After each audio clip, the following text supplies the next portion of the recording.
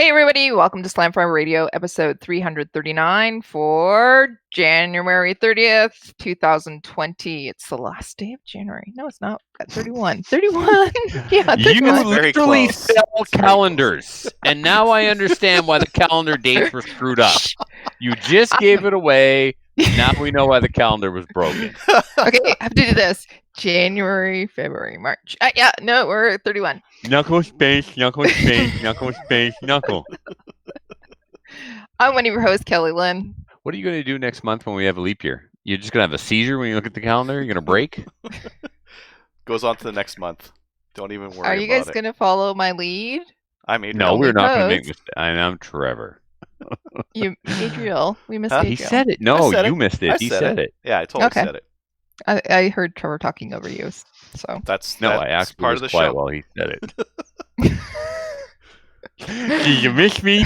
No, we did miss you. Yeah. It's good to be back. Yeah. I don't know if I'm ready to be back, but here I am. Bottle of whiskey in hand. What could go wrong? The bottle of whiskey. Bottle of whiskey could go right. It's going to make it a really good show. Finest beer here that I'm joining you with. Oh my god! I need to get a. Like it's grocery store brand light beer, Adriel. Very inexpensive. Everyone sees this backwards, but this is PC. Let me Light. see. Oh, Peace. good lord. PC. Less than a buck of beer. Less. There's a reason why it's less than a buck of beer, though. It's not beer. It's not beer. It's PC Light. President's choice. All right, why don't we get into what we did in guns? What we did in guns is brought to you by the Calgary Shooting Center. It's Canada's premier firearms retailer. They right now, thanks to Adriel, he put in here that they have a wide selection of Geisley AR parts. I didn't click on it yet. Talk about the other one too. Oh, GSG 16 drum mag. Where'd that come from? 110 Sweet! rounds. 110 rounds of 22 LR. Just it takes you all day to fill up, but you can shoot it all day too. Yeah, it takes a long time to shoot that though. You load it up on the Sunday and you shoot all week. I was waiting for that. 110 rounds. They're gonna ban that puppy. You know that, right? No. Bite your tongue. It's not a 1022. It's fine. I know, but GSG 16 mag or drum mag. Anybody buy it? 110 rounds. You're gonna get some jams in there. Let me tell you that. You think? But Every 100 more chances. Just roll the dice. Yeah. Please use some good ammo at least. You wouldn't have every fifth one to be a jam. Yeah. Okay. Mm-hmm. And they also have a wide selection of Geisley AR parts available as well. So you can actually pimp out your AR, right? And then wait for the announcement. Just saying.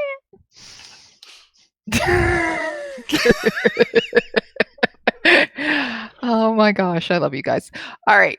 Trevor, why don't you tell us what we did in guns this week? Or last week? Or not? Well, how about I just do what I did? Okay. So I got my 26-inch Versamax barrel sold and went to the shop and picked up my 22-inch Versamax barrel for a shotgun I no longer use because I have a mag-fed shotgun. That looks really good. Yeah, magazine-fed shotguns are the shotguns of the poors, but regardless, I decided to put that barrel on. And you're right, Adriel. It looks really good. It fits perfectly. Mm-hmm. So I basically created a Versamax Tactical by using a Versamax turkey barrel. It's the exact same shape profile as my 26-inch barrel, only it's in 22. And as you can see now, it doesn't stick out past the magazine extension a whole bunch. So really cool. Happy with that. Maybe I'll even get to shoot it someday. Who knows? What else? So I wasn't on the show the last 2 weeks. The first week, I had a man cold and I didn't make it. The following week, my father had a man pneumonia, which unfortunately killed him. So, yeah, we're sorry. Yeah, thank you. Last week, he literally passed away last Thursday night, and then today was the funeral. So that's why I was sick, and then my dad was sick. But I needed to get back in the swing of things. So here I am tonight. Ready or not, here I come. So, but why do I bring that up? the next day I needed to change the scenery, so I went to see the boys in Fredericton, and it was awesome. No. I got to They Filthy's cheer you up. place. Oh, they just, I mean, how can you not be cheery when you're around Filthy and Ben and Pospolita and Marcel and Gallon came to town and Larry, and oh my God, I was just The whole surrounded crew. by, Your guys, your oh boys. man, yeah, the boys. They The took me Losers in. Club, but they're really not. They're No, we changed that to the Cowboys from Hell, and then it was changed to the Furlot Bunch, and everybody has a Furlot really? nickname now, like the Brady Bunch with the Furlot Bunch. It'll Oh, change again, good right? Currently, lord. it's the Furlot Bunch. It's hilarious. Okay. So, so I get to Filthy's. Dad passed Thursday night. Friday morning, I was like, we're out. So actually, it's not true. Christina had to finish working. She was coming along too, so we left at the end of the day. Went to Filthy's. So at midnight, he looks at me and goes, "Holy crap! It's midnight. How did that happen?" I'm like, "Well, dude, I only walked in the door at 8:00. So we went till 3:45 in the morning. Good times. His squire came over and hung out, which was awesome. The next morning, we got up and we went to a range in New Brunswick I had never been to before called Lake George, and I absolutely loved it. It was a fantastic little range. Have you been, Kelly, or just heard about it? Because you were aware of its existence. Oh, I'm aware of its existence. I actually plotted it out on a map. I look at a map this time, Adriel, right? Because I want to know where I'm going. Yeah. Anyways, I did take a look at it because I got contacted. It was a yes or no question. Have you been there before? Listen, I'm talking. It's a dialogue. Shush. No, I've not been there. Okay, I got good. contacted. So they want me to there, come and there. it's not your segment. It's my segment. You've never been there. You always interrupt me. Yeah, and I'm doing it right now, and I'm rocking at it. So it's an awesome range. It's possibly refers to as a gentleman's range. Not everybody can be a member. Like Adriel, you probably wouldn't get in. I'm sorry, but it's just what's the criteria? I'm internet famous. What do you mean? The criteria is don't be like me. It helps if you know people. It helps if you've got a good reputation. But there is a wait list, and I'm under the impression not everybody who's on the list gets in. So you could be on the list a long time. If you keep getting passed over, you should probably take the hint. How is it for rapid fire and holster use and steel core and? It's a gentleman's club. It's a gentleman's club, Adriel. But I mean, can I get in there as a woman? Mm-mm. You better identify as a gentleman. Yeah. I'm not going to identify as a gentleman, but I'm going to. You can do that. I know people. Maybe I can get in. It's a contest. Let's see who gets in first. Okay. All right. Hi. So the only thing, Adriel, that we were unsure of is it appears you can only shoot pistol at 25. It appears. We may be wrong. I don't know if you can bring a target closer or if everything's got to be completely stuck on the backstop at all times. But they've got a common firing line, right? So common firing line, 25-meter backstop, 50-meter backstop, 100-meter backstop.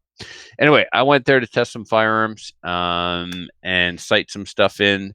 Filthy's red dot is now mounted directly to his slide, so we sighted that in. I wanted to check the zero on my Production Optics pistol. I want to test my new pistol. I want to test new 22 that I bought. So we got all that done. So you brought everything? No, I brought 2 long guns and 2 pistols. Okay. The next day, went to a steel match at Larry and Joe's range in Thompson Corner.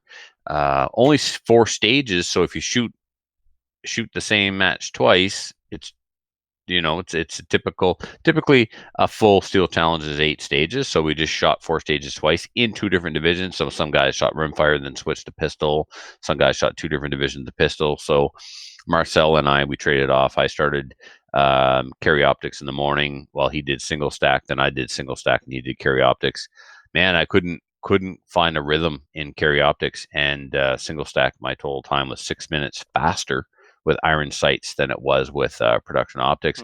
Larry wanted to beat me so bad. Oh, it was hilarious. And he was getting after it too, but he completely flubbed one stage and took a 30-second on it. And that just, and it was still close. He was out shooting me. He should have won. I got him because his gun malfunctioned. That's the only reason why I got him. So in single stack, then I had a detrimental malfunction. Like the brass was stuck. It was my practice ammo. Yeah. Whatever didn't case gauge went into the 1911 pile because typically my 1911 will eat anything. This piece of brass was stuck in the chamber so bad we had to use a squib rod to get it out. Thank you, Mark Manderson, for that. So I won carry optics and I won single stack, All the top scores went to the rifle shooters. Gallon was there, God love him, and then the boys. Like I had to leave because we had to go to Faulkner's and pick up clay pigeons for my gun club. So it was like shoot our 2 rounds, go scoop up the wife, run to Macadam to pick up the clays, and it was freezing rain, and we were leaving one freezing rainstorm, driving into another. So we're trying to get out of there. So I'm trying to leave, and like they're like, "Don't leave." Yeah. Oh, okay, what's going on? So Gallon and a couple other guys. I don't want to leave anybody out, so I'm just going to say Gallon because Gallon. The Furlock crew. Yeah, the Furlock bunch. Yeah. Anyway, Gallon said a whole bunch of kind words, almost brought me to tears, and they presented me with this Cheer Up bottle of scotch, which I am using tonight to cheer up. So thank you guys for much love and support. I really appreciate it. But more than that, I appreciate free liquor. Good free liquor too. Mm-hmm. Fancy stuff. Oh, it's quite possible the captain was consulted on what they should buy me, and thank you, Captain Andy. He's a smart man. He is a smart man. So then I went on a buying spree since I've been gone. I was gone 2 shows. Mm-hmm. Yeah, two shows, and I got 1, 2, 3, 4 new guns. So where do we start? Let's start with, I don't know if there's an order here, but I bet that most gun owners own like an average of 4 guns. Like that's like a good person's average, like total number. And yeah, for sure, you, it's like shotgun. 2 weeks worth. Is like, yeah, just 4. Yeah. You should talk. You go. I know. I can't talk about this. Yeah. When they were talking about the Virginia cooling off period of like, well, you can only buy 1 pistol a month. It's like, oh, I thought back to like buying a 5-pack and getting a call from the CFO where they're like, why'd you buy all these hit pistols? I'm like, they're a good deal. I'm like, that's not an approved reason to have a handgun in Canada. You have to buy them for target shooting. I go, okay, they're for target shooting then. Yeah. Not because they're a fantastic deal. Yeah, fantastic deal for target shooting. Yeah. This one is awesome, and this is original condition, and if you refinish guns, you know what to look for. And not that I'm an expert in refinishing guns, but I've been around enough guns that I know what they look like before and after refinishing. And one of the things to look for is the markings. And it's old. You're old too. The markings on this gun are still very sharp and very crisp, so this thing's never been polished. So that's a hint that this is the original finish. And that being said, it's in fantastic condition for its original finish. There's a little chip back here on the stock, but I can live with that considering what I paid for the gun. So this is a Cooey Model 64B, and I believe the B, Clayton that was on has been coaching me with this stuff, and I believe the B refers to the fact that the magazine is metal, not plastic. Okay. And I think that is, I don't know if the metal mag came before the plastic mag or not. If it's a B, A comes before B. I'm assuming logic dictates that A was plastic and B was metal, but who knows? So yeah, it's a Cooey 64B, and it's straight up Cooey. This is not a Cooey Winchester. It's Cooey Model 64B, semi-automatic 22. It came with a Bushnell 4-power 22 scope. The person I who love that scope on there. That's so classy. It's such a match, right? It's the right era. It's the right scope for this gun. It's just probably horrible fantastic to use. Well, I mean, either it has cataracts or I have cataracts. One of us has cataracts because it's as cloudy as a St. John day. It's as cloudy as a St. John day in July. Like it's just gross. Yeah. So right. I adjusted. But it's beautiful. I adjusted the eye relief and then I adjusted the eyepiece for the focus. So anyway, I got that Cooey. And then, do you know what year that is? I don't. I'll see if I can find out. I mean, it's not. It's pre Winchester. It's pre Lakefield. Mm-hmm. It's straight up original Cooey. So I'm not familiar with when they were made and when they switched and stuff. This I'm super duper excited about because this, as much as Gallon hates it when I say it, this is my new ORPS production rifle. So shout out to Ben. Apparently Ben has a job, but I think he spends all his time at work on CGN because he floods the Furlot Bunch Facebook chat with nothing but CGN ads. What we have here is an all-black Remington 597 heavy barrel. The gun was posted on CGN for $120, and it said, What? yeah, it said shipped, What? but it needs a trigger group. Okay, no problem. I got a trigger group downstairs. Depending on what the trigger group needs, I may be able to put the pieces together. Even if I have to pay full retail for a trigger group, I'm still coming out ahead. So he said shipped. Well, guess what? He's in New Brunswick. That's only 3 hours from here. Or he's in New Brunswick. He's in Moncton, New Brunswick, only 3 hours from here. But you know who's in Moncton? Gallon. Gallon's in Moncton. So I'm like, yeah, I've sent him out for this. He also somebody sold me a bunch of 17 HMR ammo, which he went to pick up for me, but I forgot to pick up from him at the Steel Challenge. Anyway, so I PM'd the guy. I said, dude, you want 120 shipped? How much if I pick it up? He said, $90. I said, Whoa! sold. Yeah. You got So a I bought- 597 for $90. Oh. Yeah, dude. Oh. And then the trigger group that I had, so it came completely empty. No trigger. All it was in was the magazine release and the bolt stop. That's all that was in the group. Denis had a couple of trigger groups at the shop, actually, in varying states of disrepair, and I got the best one. Paid $50 for it, so now I've got $140 into the rifle. It needed a lot of cleanup. It was very gummed up. I actually had to disassemble the parts in the trigger group, soak them in acetone, get the gunk off, reassemble them, etc., and so on. Got that going. He also had in stock, Kelly, look at that, an EGW rail for a 597 in stock. So I picked that up. Then he had this Simmons. Does the EGW have any cant on it, or is it 0? I believe Is it's it 20? Yeah, it might. Yeah, that's 20. It's higher in the back than the front. Well, I'll be damned. Ooh, fancy pants. Yep, Yeah. and it extends forward. So because the eye relief is still not quite right, Kelly. Just like on my other one, I have to extend the butt a little bit, length pull. So this scope, this is a Simmons 4-12 by 40 adjustable objective Pro Sport T, and retail was under $100. Sweet. Yeah, so it's the fact that it's got an adjustable objective up on the eyepiece itself. It's just for what I'm going to do with the rifle, it's fantastic. So excellent package. Not a lot of money invested, and then boom, Shadow 2, because What? why not? Why didn't I hear about this? I don't know. You've been busy drinking with Tracy and Kelly Squared and not paying enough attention to me. I don't know. No, you're supposed to say, "Look what I bought." I didn't get a chance to We show have you this. We have no, you haven't, and we have this relationship. I know. I remember? show you yours. You show me mine. Exactly. Wait, I got that all dyslexic up. It's not right at all. You show me mine, I show you yours. You got the lock Anyway. grips on there and everything. Yeah. Okay, well, shout out to Casper. Casper hooked me up with the grips. Casper hooked me up with a bunch of springs to reduce the trigger pull. That's He nice. Yeah, man. He gave me the mainspring, but it was 8.5 pounds. 8.5 pound mainspring, and this gun at least, yeah, it's like less than 5 pounds. No bueno for IPSC. So the plan is to cut the slide for an optic and have a backup production optics gun. So we shall see. I have on the way from some country in Europe whose name I cannot pronounce or spell, but in fairness, I can't spell in any language, a bunch of parts for it.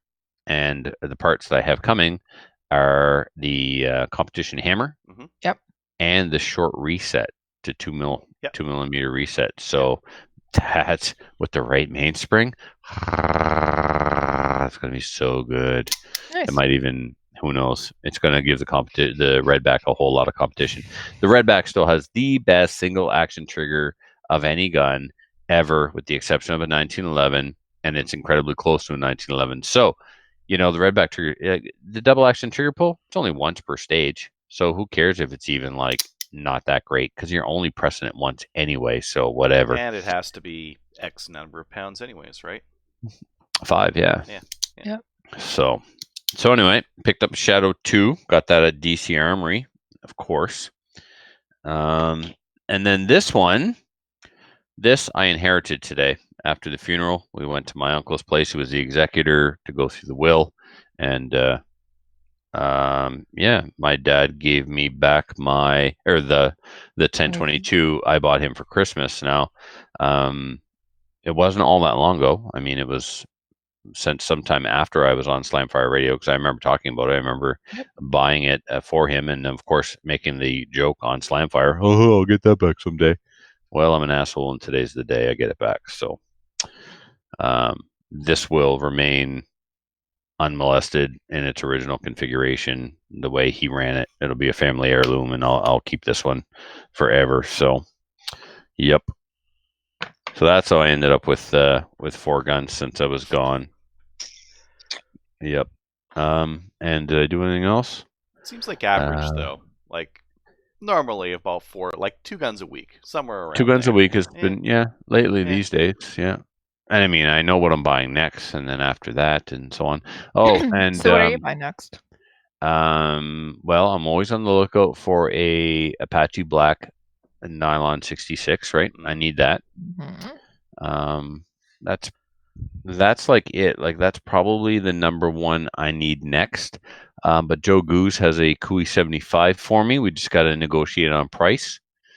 And at the shop is my 686 I'd like to get back, and my I've got in my gun room I've got a lever action section going on, so I definitely am I need to get back my Savage Model 99, which I would have back by now, but I went and ordered that stupid barrel without knowing how much it would cost, and that set me back on the 597. So, or sorry, on the Savage Model 99. So Savage Model 99, my 686. And another nylon 66 to round out the 3 colors in the collection. So, yep. All right, cool. Yeah, that's what I've been up to. Adriel, what about you? Not much for shooting and stuff. I went to a 3-gun meeting, just helping the guys like set up some stuff for the season. Went to a gun club meeting, and I learned Chaz is going to have IPSC in 2020. We're going to have a big 2-day match. Yep. Which is good. So hopefully that turns into more IPSC matches, because IPSC's fun, and I really like the amount you have to pack to go to an IPSC match. A duffel bag. Like my 3-gun, it's like no, it's a big gun case. It's an ammo can full of like the variety of different ammo. It's a bin of other stuff. You really do need a cart for it to cart it around, whereas IPSC's a duffel bag, and it's just fine like that. It's very convenient, very quick to pack up. I was just looking at some fantastic price 22 ammo that I'm probably going to pick up. I'll talk Where's this about at?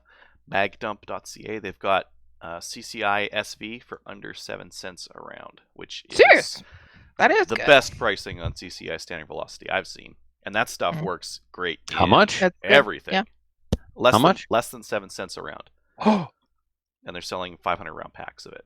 So yeah, I think I'm gonna get like 1,000 or 2,000 of that stuff. And then I was watching. There's this guy in Chilliwack who has like a whole bunch of security cameras around his house, and he does like a big compendium every year. And I was watching that video a couple of days ago, and I was thinking, this is who is like committing crime, not the guy, like all the people on the street and that kind of thing. It's people on drugs, drunk, opportunistic, tweakers looking to steal like whatever's handy, kind of a thing. And it was like, man, this is all the crime that's happening right now is from stuff like this. And none of these people could ever legally own a firearm. These people all have priors. They're all like, none of them would pass licensing, and yet here we are, facing down some additional restrictions coming our way because crime, and it's this is somehow going to help it. It was it was rolling around in the back of my head as I was watching this hilarious video of at one point someone's like a homeowner is like hosing down someone who's like cracked out and like yelling and screaming on next to his house, and he's like hosing him down. He's like, "Get out of here!" That's our criminal element here. Yeah, they're not exactly professionals or anything like that. No, they're actually, especially if they're high, they're idiots. Yeah. Okay. Yeah, that's it for me. I haven't really done much. Really? Okay.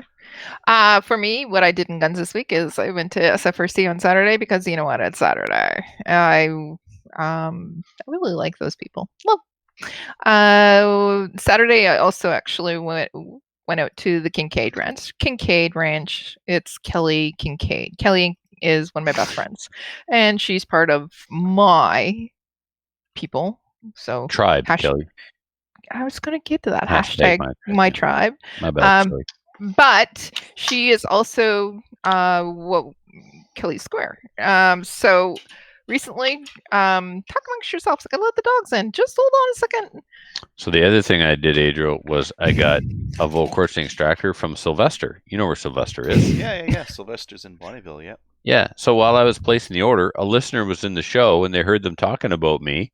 So he like Facebooked me. He's like, "Hey, so you're ordering from Sylvester, are you?" I'm like, "Dude, how do you even know that?" I was at the store today when your order came in. They were talking about you. Trevor Furlat. How freaking awesome is that? Yeah. You're infamous. Not famous. You're infamous. Correct. Yeah. How much of this So- CCI standard should I get? 2,000 All of it. rounds? Yeah. No. All of it. You know how All much? of it. You know how much of that federal I'm sitting on? I've probably got like 4,000 A rounds of ton. that stuff. Sell the federal.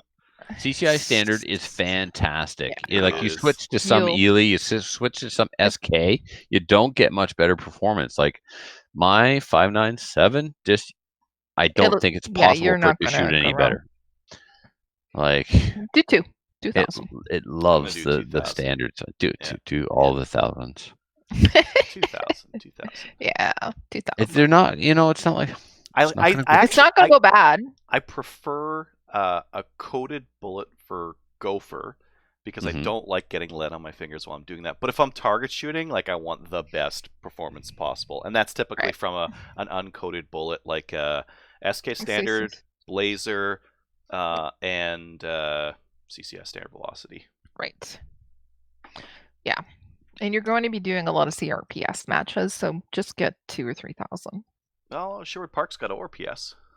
And or RPS as well. So, I want to. yep. Yeah, I can't wait to try standard for ORPS. Yep. When I think of all the Ely rec packs I bought. Okay. Going back to the Kincaid Ranch. So I bought t-shirts for everybody and we wore them on Saturday night. Everybody being Tracy and Kelly. So Kelly Kincaid and Tracy Wilson, we all converged onto the Kincaid Ranch. So Colin was there, Greg was there, Kyle was there, and us. And we put on these shirts, and the shirts say, mine says Kelly Who Cares, and on the back of it says Kelly Squared. And Kelly Kincaid has hers as well. And on the back says, there's pictures on the internet. I'm Anyways, getting a shirt that says "Who cares, Kelly?" shut up. Yeah, so we got together. It's always great. I had a really rough week last week, and I'm still having a rough week this week. So I'm actually into the moonshine. Cry now, me a so river, thank man. you. I know. Every Seriously. contest. You win. Everything. I'm not even You done win. telling you guys all the stuff. Wait. We're getting to that. But that said, told the ladies that we were going to make some really good food. We generally get together 2-3 times a year and just go out to Kelly's place because one, she has a range at her place, and two, we can get just stupid crazy and have some good laughs. So we did have some good laughs. We took some pictures and posted them. Some of them, not all of them. We made some homemade schnitzel and spätzle, Jäger schnitzel, because German. That's where I'm from. So we made that, and it was fantastic. We stayed up until late in the night, and then in the morning we got up, and then we went out and shot. We shot guns because Kelly has her own range. Shot a lot. We shot 22s mostly, or some of them. Anyways, at 50 meters. Colin brought some steel, and Sweet. means that we just didn't have to go and reset anything. Exactly. It was really, really a lot of fun. Colin also brought his ATRS, the CCFR Modern Sporter. So we shot that, and Greg brought his ATRS. It's like ATRS all over the Modern Varminter. So shot that, and Colin actually shot out the bolts on the steel. So we shot until it actually broke, is what I'm saying. And then we went back and we had more schnitzel and Spadesel, and we had a really, really good time. It's always fun to hang out with your friends and just decompress. And yeah. Have you seen the movie Hoodwinked? The cartoon? Yeah. Yeah, why? The Schnitzel guy.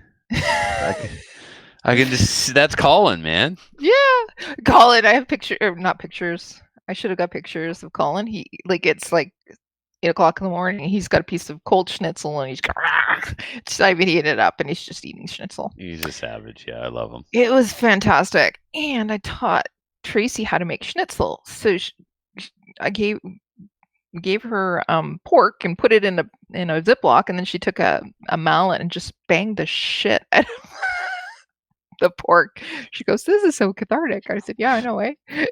Sorry. I'm not sure what cut of meat she's using, but she shouldn't have had to bang it that hard. I mean, no, you don't have to, but it was. Well, if shit was coming out, she was banging the wrong piece of meat. It was a lot of fun. So, what else did we do? Oh, yeah, I didn't do much else other than that.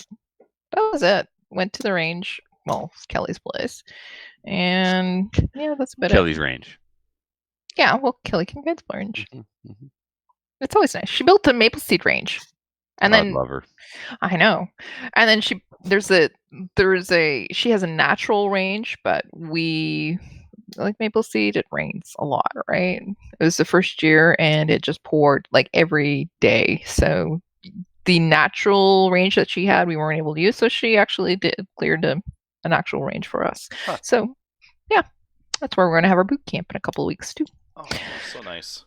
Yeah, because it's nice to have a range that you can just go out to and shoot.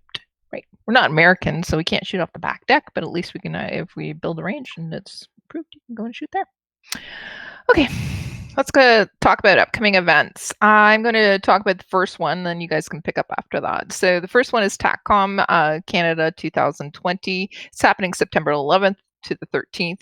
The Canadian Pro Gun Podcasters Network. We're going to be there, and you can actually drop by. Our table and see the podcasters there. We're going to be on hand throughout the whole entire show. You can come by. You can pick up some swag. You can get your pictures taken, whatever. And you can also drop by while we're doing our live broadcasts as well. We're going to be talking. Your pictures taken. Yeah, get your pictures taken with us. With who? Oh, you think people want to pose for photos with podcasters? Well, Gavin's going to be there. Ian's going to be there. I think Sean Hyman's going to be there. I'm going to be there, but they probably don't want their picture taken with me. But everybody else. If I had to go through that list, Kelly, it would be you. I'm not going to lie. So there's going to be some really, really cool people at TACCOM itself, but then there's going to be also us, the podcasters. There's going to be some really cool people and me. Yeah. Yeah. Nice. The radio people. The people with the faces. Unfortunately, I will not be there. Yeah. So that's because if I was there, I'd be picking on you guys. You wouldn't have to worry about listeners making fun of you. I'd be doing it. Yeah. That being said, Adriel and Trevor are not going to be there. Let's see if we can get them in there anyways. So drop by the booth while we do our live broadcast. We're going to be talking to event organizers, Fred Pellegrino. And we're also going to have some guest speakers on. And then we're going to also talk about all the cool stuff that the vendors have as well. Right now, just to let you know that I just posted it on our Facebook page and I shared it in a couple other groups as well. You can get early bird tickets. They just actually went on sale. There's a link there that you can click on. It's specific to us. If you click on that link, please actually click on that link and not just going to the website. And the reason is because we're raising some money. So we have to figure out what that money is going to go towards. But if you click on the link and you buy your ticket, type in early bird 15 off. And what that's going to do is going to give you 15% off your ticket, basically. So that discount is valid until March 31st. And then after that, the prices will go upward to regular prices. So we're going to have the link in the show notes as well. And we'll post that everywhere too. But share the crap out of it if you can. Okay. Why don't we talk about Trevor, why don't you take over the next couple of things as well? Do you want to talk about the 10th annual or do you want to go on to... No, I got it. Okay. So the 10th annual Podcast Network charity shoot, it will be at the Rescuers Gun Club on the 4th of July, which is a Saturday. Registration and payment will soon be through Practice Score. Cost is $25. The event will be a mini steel challenge. What that means is 4 of the official USPSA Steel Challenge stages. You can use a .22 pistol, a .22 rifle, PCC, or handgun. Then there's a half round of trap, and while all of that is going on, we will have one bay open for just plinking at your heart's content with 22s or pistols on steel targets. Be a common firing line. You won't have to go down range to reset any of the steel. It'll all be reset from the firing line, or just be good old-fashioned static. So that'll run all day to give people an opportunity to do something And a break while they're waiting for the events in the back to finish up. Smoke on the Water will, of course, be there. We may have some other vendors or sponsors on site. The details of that will be coming out. I'm going to order brisket just for me because I didn't get any last time. You better call ahead. Yep. Mhm. Also, we will have the benefactor of the charity, or the not the organizer of the charity, but the charity is the Rodney Harkwell Memorial Fund. Mhm. And it is a fund that goes to provide financial support to children in Rescouche County who need to travel out of this region to receive healthcare and medical support, whatnot, tests, treatments, etc., outside of this region. So the fund goes to help pay for that. It's named after Rodney Harkwell. Mhm. It started off as a 3-on-3 hockey tournament, and the money would go into the fund, but it has since turned into quite an organization. Awesome. And so we're really excited and proud to be contributing to that. And we will have Rodney's mother on the show to discuss Rodney and the charity and how it's grown over the years. So stay tuned to Slamfire for more details on that. Okay. We did have a quick question about that. Yes. People are asking when registration practice score will come up. So can we it'll come up when it comes up. Awesome. All right. It'll happen when it happens. I'm not putting a date or a time on it. There's a lot going on right now. I know. The sooner we get it going, the better. The event is not until July, so my suggestion to you would be to slow down. Just hold on a minute. And the other thing to think about is that it's not like you're reserving a spot that no one else can, like, Correct. that you can't get when you just show up. Right. Not going to sell out. Pre-registration is required, but it's not going to sell out. Don't you worry. Pre-registration just makes our lives as match directors and organizers easier. Mm-hmm. It helps with the catering for the barbecue, all that stuff. But don't worry, you will get a spot. Feel free to book your room. If you're worried about anything, you're worried about accommodation, get your Airbnb now. And yes, get an Airbnb, because you can get an entire house for the same price as a cheap hotel room. There's some really good ones in Dalhousie. Just let me know. Yep, and they're affordable. But if you want to be near the party, you want to stay in Camelton. Just saying. And also just saying, my house is not wheelchair accessible. Okay. Next, Support Officer Frank fundraiser. Yeah. So the GoFundMe has reached its goal, but that doesn't mean we still don't need to keep going. Look, I'll put it in perspective for you. Our goal was $20,000. Frank's first trip to Toronto was $4,000. Okay, so $20,000 is a drop in the bucket. We want to keep the fundraiser open for a while longer to try and raise more funds, because he will be traveling to Toronto. He will be receiving his treatments in Toronto. This is all official. I can now give you all an update on the status of his cancer, the status of his treatment, and so. Yeah, because I haven't been on for a while, and he's gotten some news, and he's gotten some good news, but he's not out of the woods yet. No. So, in Moncton, he received very dire news. In Moncton, they told him that he had stage 4 lung cancer. So, a quick lesson for those that don't understand what that means. Stage 4 means it has spread from its original location. You know it's lung cancer because whatever area the type of cancer is determined by the area in which they perform the biopsy. It will have cells of the original location in the biopsy. For example, or let me explain. In Frank's case, they performed the biopsy on the tumor in his neck. The tumor in his neck contained his lung cells. So that tells the doctors that the cancer originated in his lungs. Okay. So in Moncton, it was determined that he had stage 4 lung cancer. Yep. It was also determined that he had an incredibly rare sarcoma in his neck. Now, the way to treat a sarcoma is you perform an operation and you cut it out. It's not one of those cancers you cure with radiation. It's not one of those cancers you cure with chemotherapy. The only cure for sarcoma, from what I understand, from everything Frank was told, is that you cut it out. Well, in Frank's case, they can't cut it out. The cancer has been in his neck a long, long time. Could have been there maybe we're talking years already. It has attacked his vertebrae, has damaged his vertebrae. It's caused them to crush down on the discs, which caused the pinching of the nerves, which caused him to lose strength in his hands. And now it's progressed to the point where he's losing strength in his legs. So that's what prompted him to want to get a move on and get an MRI, which is why he went and got a private MRI. Otherwise, he was going to wait in the public healthcare system 7 to 8 months to find out what the hell was going on. Initially, he thought this was an old motorcycle accident coming back to haunt him, but now we know it was cancer, a sarcoma, attacked his vertebrae. They said they couldn't operate because it's in his spinal column, up in his neck. It's in and around the spinal cord, and they can't get in there and operate. So they told him in Moncton it was treatable, not curable. This did not do anything to boost the man's morale. He crashed after that. He was in a pretty dark place.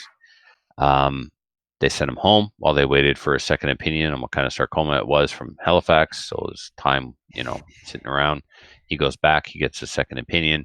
They tell him it is not a second opinion. Moncton wanted a second opinion. They sent it to Halifax. Halifax confirmed what Moncton thought, that it was this rare form of sarcoma. So they did their research while waiting. They knew it was a sarcoma, so they started researching sarcomas in Canada, and there's a sarcoma clinic in Toronto. That's all they do. They work on sarcomas. There's a whole slew of medical facilities in one neighborhood in Toronto that are tied in with the university, and they're light years beyond what we have here in New Brunswick. The backwoods, New Brunswick. Yes. He requested a transfer to a referral to Toronto, and the team in Moncton was happy to do so. So off to Toronto he went. Toronto, he got some conflicting information. First, they told him yes, they could operate. So awesome. Then they said no, we can't operate. Then they were going to try and inject his vertebrae with some kind of medical cement or concrete to prevent them from deteriorating anymore. Now they can't do that. But what they're saying they can do is they can treat it with radiation. And basically the radiation they're using in Moncton is about as equivalent as a microwave. It's like 1970s technology compared to what they have in... they'll never turn them into the Hulk, let's just put it that way. So Toronto is far more advanced. So he will be traveling to Toronto to receive radiation treatments on his neck to slow the growth. There is still a significant tumor on his lung that needs to be dealt with, but the neck is the primary focus right now because it's already so advanced. Yeah. So they're going to get a treatment regime in place for the neck. If all he had was the neck, he could live for another 25 years, maybe, because it's slow moving. But he still has that tumor on his lung that needs to be addressed. Yeah. But right now, they're actually more concerned about the neck than the lung. So more tests, more trips to Toronto. But he did get some good news. We can take care of the lungs, and the neck is slow moving. So once they take care of the lungs, provided that doesn't spread anymore and all that good, he could be in a lot better shape than he thought he was just a couple of weeks ago. But he's not out of the woods yet, and it's still going to be expensive. It's still a lot involved in traveling to Toronto. So we would like you to continue to support the fundraiser on GoFundMe, please. Right. Okay. So we get out of the woods with Frank. Yeah. It's been a rough week. It's been a rough week. Yeah. Sunday night, the hospital call says your father has pneumonia. It's time to call the family. He's not coming out of it. Right. Tuesday morning, the doctor looked at my sister and said, if you had that much potassium in your blood, you'd be dead. So it was pneumonia on Sunday. Tuesday morning, it was kidney failure. And then we just stayed there. God love my sister. She stayed with him 24 hours a day. I would come home at night, sleep in my bed, go back the next morning. And when I arrived Thursday morning, I was like, oh, I knew Thursday was the day. There was just no, he was slipping. And Thursday, it was very evident he had taken a big turn from Wednesday. So unfortunately, he passed 9:45 Thursday night. My sister and I by his side, holding his hands, and love Chris Kingston. Chris Kingston was the president of the Rescuers Gun Club for a long time. One of my mentors in Nipsic. He's now a deacon in the Catholic Church.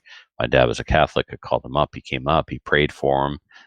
His wife, this is what they do. Chris and his wife, they spend all their time visiting the elderly and taking them to appointments and Meals on Wheels and praying in church and in the hospital, stuff like that. It's just two amazing, powerful human beings. Yeah. So they came with, and shortly after that he was gone. So next morning I take off to Fredericton to see the boys, the Cowboys from boys? Hell. Yep, to the boys club, and The Trevor Bunch. I get home Monday night. Trevor calls me on Friday to offer his condolences, and he shared with me some personal news that was pretty bad. And I thought, oh man, well, listen, I'm gonna get through this whole dad thing, and then you and I we're gonna talk about this new thing that's happening in your life. We don't even get a chance to do that. He goes away for the weekend, same time I did, 2 different towns. He gets home Tuesday, pulls into his yard, and his house is on fire. He called me. He's like, "Hey man, hey, what's going on? My house is on fire." What? So I'm like, okay, I'll see you soon. I drive down. Land comes. Mark Giroux is already a fireman, so he's there. Yeah, I was just gonna say. Called Mark. I'm everybody's. Mark, did you hear about Trevor's house? He's like, I'm already here, and didn't even dawn on me. Of course, he's there. He's in uniform. He's a fireman. So, get there, and Trevor's in the truck warming up, and anyway, yeah, man. So, other Trevor, or as some of you a-holes like to call him, Better Trevor. Better Trevor. Me. Yeah. Better Trevor, yeah. Better Trevor's house burned on Tuesday, and he lost all of his worldly possessions that were in the house. So we're talking everything was lost. Yeah. He went back the next day, and they actually let him in to try and retrieve his firearms. And he retrieved them, and he brought them to the shop for assessment. It doesn't look good. So everything's gone. He had a backpack, right? He stayed at my house that night, and I gave him some clothes to wear until he gets a new wardrobe and stuff. So it's very sad. Same thing happened to Muffin a few years ago, right? And the listeners just jumped right in and started sending donations right away to help Muffin get back on his feet. So like all of his ammo, all of his stuff. We was gathering reloading components and 4,000 rounds of ammo, like IPSC gear. Okay, that's all stuff. That's all replaceable. But like Filthy stayed at Trevor's house, and he said, I learned 2 things about Trevor. 1, he doesn't believe in air conditioning, and 2, he really hates bears, because everywhere in Trevor's house was black bear taxidermy, right? Like he was responsible for slaughtering like 2 families of bears over the years. I'm sure of it. So there's a lot of money in taxidermy, man. And you can't, this is like, I shot this bear on this day at this time, and this is the first bear I shot, and this is the biggest bear I shot, and this is the smallest bear I shot. You know what I mean? Like he loved hunting black bears, and he lost all his taxidermy. Yeah. Now, Trevor unfortunately lost his mother to cancer a few years back, and he had her family photos up in the attic, and they're gone. So you can't replace the taxidermy. You cannot replace your mother's photos. No. And but we can get together and help him replace everything else. So what we're asking is that the listeners support Better Trevor by sending an EMT to SOLAS. I'm just going to spell it out. It's SOLOTHAS at hotmail.com, and we will put that in the show notes, and we will put that on Facebook. We have his blessing to do this. So Trevor is my right hand man at the Rescuers Gun Club. Yep. He works there when I can't make it. He doesn't just show up and follow me around. He knows what to do. Not just with IPSC stuff. He does an amazing job of taking care of the Rescuers Gun Club, and he lets Maple Cedars in early, and he helped us set up. He's fantastic. Trevor really is a better Trevor sometimes. Just kidding. Well, look, he means so much to me personally. Like with the things that he's done to help make my life easier at the Rescuers Gun Club. At SummerSlam, we had a prize table with guns on it, and I won an FX9, and I immediately gave it to him. I didn't even take it. I was like, I won an FX9, and I'm giving it to other Trevor. Like the man just he's a paramedic. He spends his whole life giving to other people and caring for other people. Now he needs us to care for him, and it makes him completely uncomfortable. I almost think it's funny. Like he's taking care of people for so long, he doesn't know how to let other people take care of him. So You Yep. know, you're helping them and embarrassing them. What more could you ask for? It's awesome. Yeah, it's totally awesome. So, please send an EMT over there directly to him. Where last time we took the money and when we gave it to the guy, and it's just fire him off an EMT. You know, just some walking Easier. around money. Let him get a pair of Nikes or something, some winter boots, and so Yeah. He does have insurance, but that's going to be a bit before he can get that all organized as well. So he just needs a little bit. mhm, absolutely. So, yeah, the gun community, like no other community, is awesome for getting each other's back and helping each other. So, you know, I look upon it as a personal favor, and I don't forget anyone who does me a favor. Like, please donate, help Trevor out. Yep. Okay. All right. So everybody is now going to all unfriend you. You do know that, right? That's fine. They can't find me anyway. I changed my name. Yeah. Can't unfriend who you can't find. And actually, it's not Right. true. I've been unfriended for changing my name. And then people were like, oh, it's you. I added Oh, you. yeah. Got it. I understand. Yes. Or he unfriends us, and then I don't add him for a little while, make him sweat. Okay. Yeah, you sure did. We're not, why don't we actually move on to well, there's nothing in the news, so new gun stuff. Wait. Adriel, Let me throw up this policy talk thing. So Okay. we talked a little bit about it in terms of like where it's going to be and that kind of thing. I'm just going Right. to throw up the Eventbrite on the screen for everyone. So if you're in Toronto and you want to go take a look at Really? this happening, that's how you have guys to- say it, right? Toronto. No. Toronto? No, that's how people from away say it. Okay. People Toronto. from away? Is that from people outside the center of the universe? That is correct. Okay. Yeah. It's Toronto. T dot for you for us T-dot. that are T dot. T dot. Okay. Yeah. If you're from T dot, want to go check out the policy talk. Thanks, Posby. Head on down to Toronto, and it'll be somewhere there, somewhere in Toronto. I'm not sure where. It is Queens Park. It's going to be Queens Park. Hart It's near House. Queens Park. Hart House in Queens Park.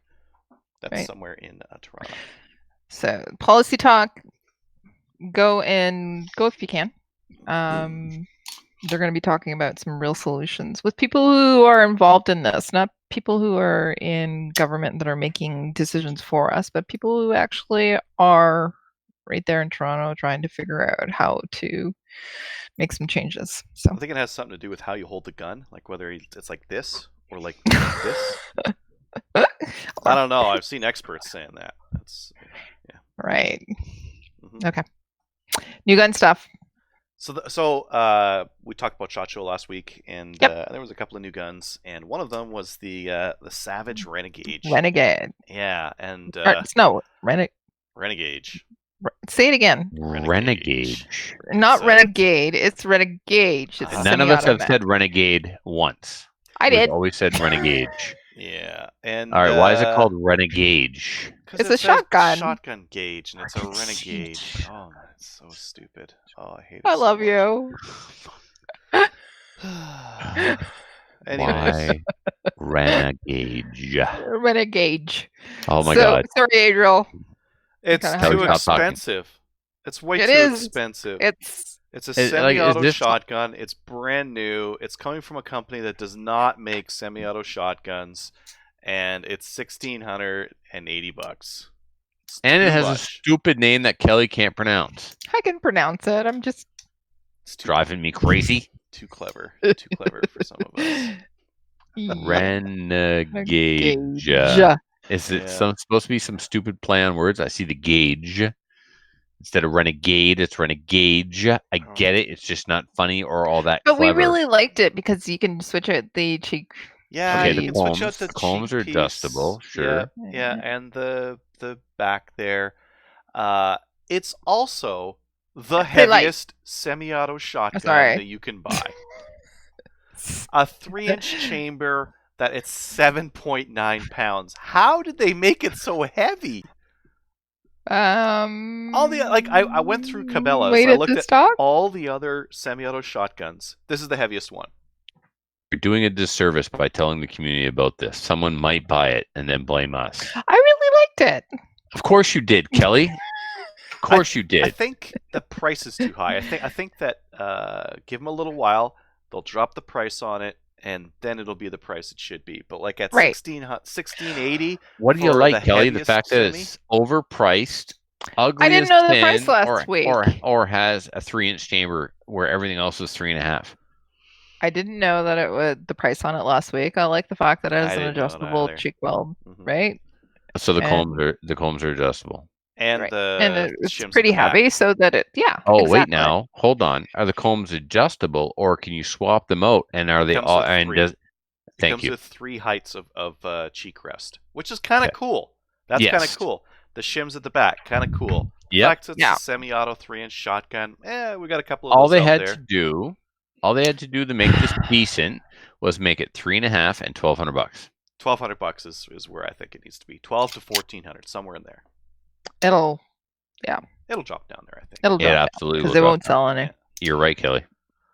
I didn't know what the price was last week. Now that I Yeah, know we it's didn't. $1,700, right? Yeah, it would be Yep. very soft shooting. 8-pound Do that again. shotgun. It's Kelly's disgruntled face. Listeners, you can't see it, but trust me, it made me laugh. That's what I'm Yeah, here for. man, it's too bad. It's too bad that it's 8 freaking pounds, and it's too bad it's $1,700. But it does have some cool features. It does. One cool feature, the adjustable cheek rest. All the other features on that thing are available in other Pretty semi-auto standard. shotguns. Okay, fair enough. Uh, I stand correct. Maybe there's something else that's cool. I don't know. I talked That's to a guy who Cabela's. was at SHOT, and he was like, "Yeah, I saw it. Yeah. Yeah, Eh. semi-auto shotgun. We thought it was pretty cool at the point, but for $1,700, not so much. Why don't we go on to the next one, Did CCI? you say wait. 1,700 large? No, I said You- $1,700. Oh, I thought you said large. I'm like, you running with a crew now? What are you? You bet. In D-Dot. T-Dot. Me and my crew in T-Dot. You bet. One thing I noticed with more of Savage's rimfires is they are using drill and tap scope mounts instead of dovetail on a lot of them. So their 64 has been switched over, at least the Okay. takedown one that I've got, and their new, like that new one that had the weird stock on it that you didn't like, their survival one. I can't remember what it was called. Minimalist, the Minimalist. I think that was what it was. That one uses drill and tap scope mounts as well, and that's just a Mark II. So I think that's kind of cool. One thing that I hate with a passion is those dovetail mounts. They're just Mhm, terrible, mhm. and I'm liking what Savage is doing. More drill and tap. That piece, yeah. Now that I've bought some and I don't have to you guys aren't gonna snipe it from under me. Magdump's got CCI standard velocity 500 round bricks for $33.99. That is the cheapest That I've is seen. pretty cheap. Yeah. Even like Gotenda is above that. I went and looked at some spreadsheets that I had before, and the last price I saw that was on sale was around 8 cents a round. So under 7. Good Buy it price. cheap. Yeah, get a bunch of that Seniors. stuff. Oh my. The next part, and this was, I believe this was Korth that announced this. Yeah, so Ruger got this new PCC forend. It's a free float thing, and they are now making Canadian compliant barrels for them as well that work with that free float forend. So you can get the Ruger PCC non-restricted in Canada with the free float M-Lock forend on it. And you can get it 9mm or 40. Yeah. 40 is kind of interesting. What if you went hunting Yeah. with that thing? What if you went hunting? What That's if pretty. you get that's pretty cool. 155 grain 40 projectile and you just make it super stanky? Something you wouldn't want to shoot out of a pistol, but out of a rifle, yeah, you kill some deer with it. Yeah. So I don't like this Uh-huh. because I don't see any rails. Maybe you can put some, like, you're going to put your red dot on your receiver anyway. Yeah. So is this going to make the rifle lighter? I doubt it. Why are we doing this here? What's the point? Why are we doing this? Free float, and the original one wasn't. Right. Yeah, some rifles need to be stocked up to be accurate. So just because it's free float doesn't necessarily mean that it's going to. It's somehow okay. It's free float. So what? Is it giving me accuracy? What do I care? I haven't really seen great accuracy out of the Ruger PCCs. Like it's Exactly. a 9mm. Maybe this is They're better. Maybe this is I'm better. seeing Gallons choke more and more. By the way, What do you He's mean? having malfunctions. Oh, really? Is he? Every match there's malfunctions in this gun. Now I don't know if it's his ammo, Or the but mag he's having well not keeping the ammo in the right spot. could be because he's running the adapter for the Glock mag. Yeah. Now I tell you what I do like for the PCC, and that's the complete Troy chassis. Just simply this forend does nothing for me. If you just want to do it purely for aesthetics, okay, I get that. It looks cool, I guess, but it's It only does look cool. halfway. But it's only halfway cool, Kelly. You got Mm. hunting in the back. It's more like And party in the tactical front, in the front? business. Well, yeah, it's like hunting in the back, tactical in the front. It's just like What's this like a Troy? mullet. What's this Troy chassis called for the Ruger PCC? I can't find this. It's called the Troy Ruger PCC chassis. I don't know. Can't find it. Midwest is doing a chassis. That's it. Sorry, it's Midwest. Thank you, Adriel. Oh, My this bad. is so weird though. This is like okay. I'm gonna put this on screen. Mm. It's like an AR back, like buffer tube and Midwest. stock and whatnot. Ruger. Maybe that'd be neat. Yeah. Okay. Somebody needs to buy one so that I can shoot it. Just saying. I mean, Just go shoot gallons. I've already shot Gallons. I've already shot Ian's. no, this is well, I don't know if I'm looking at the right one yet, Adriel. Okay, look for No, it. I'll this isn't talk it. about some bullets. Yeah, do that. I'll yeah. find it. Tesoro has all the bullets, all the Lapua bullets. They've got All the Do bullet? they ever? And I love me some Cnars. Skenar, probably. Cnar. eh? It's pronounced Yeah. Cnar. Yeah, they've got the hunting, the naturalists. If you want to shoot something with a green tip, Yep. they've got those. And then if you want to just shoot paper, they've got the Lapua Cnar bullets, which are a very nice, high quality bullet. Right. Well, that's kind of neat. Let's see. Wolverine is doing a pre-order on all the Browning and Winchester shotguns and rifles that were at SHOT Show. So if you saw something at SHOT Show and you're like, oh, You really I like- need me one of those, you go through them. Their pre-order is $50. That's the deposit you got to put down. So it's not, you're not putting Huge. down huge money. Right. Come on, you can do it. You can do it. Wolverine website. Come on. Oh, there you go. So Uh-huh. yeah, so they listed all of the. If you go through the link that they provided, they listed all of the shotguns and Rifles and all the other good rifles. stuff. Yep. Wolverine is a fantastic company to deal with here in Canada. Just wanted to say that. Heck yeah, man. The Hipwells. Yeah.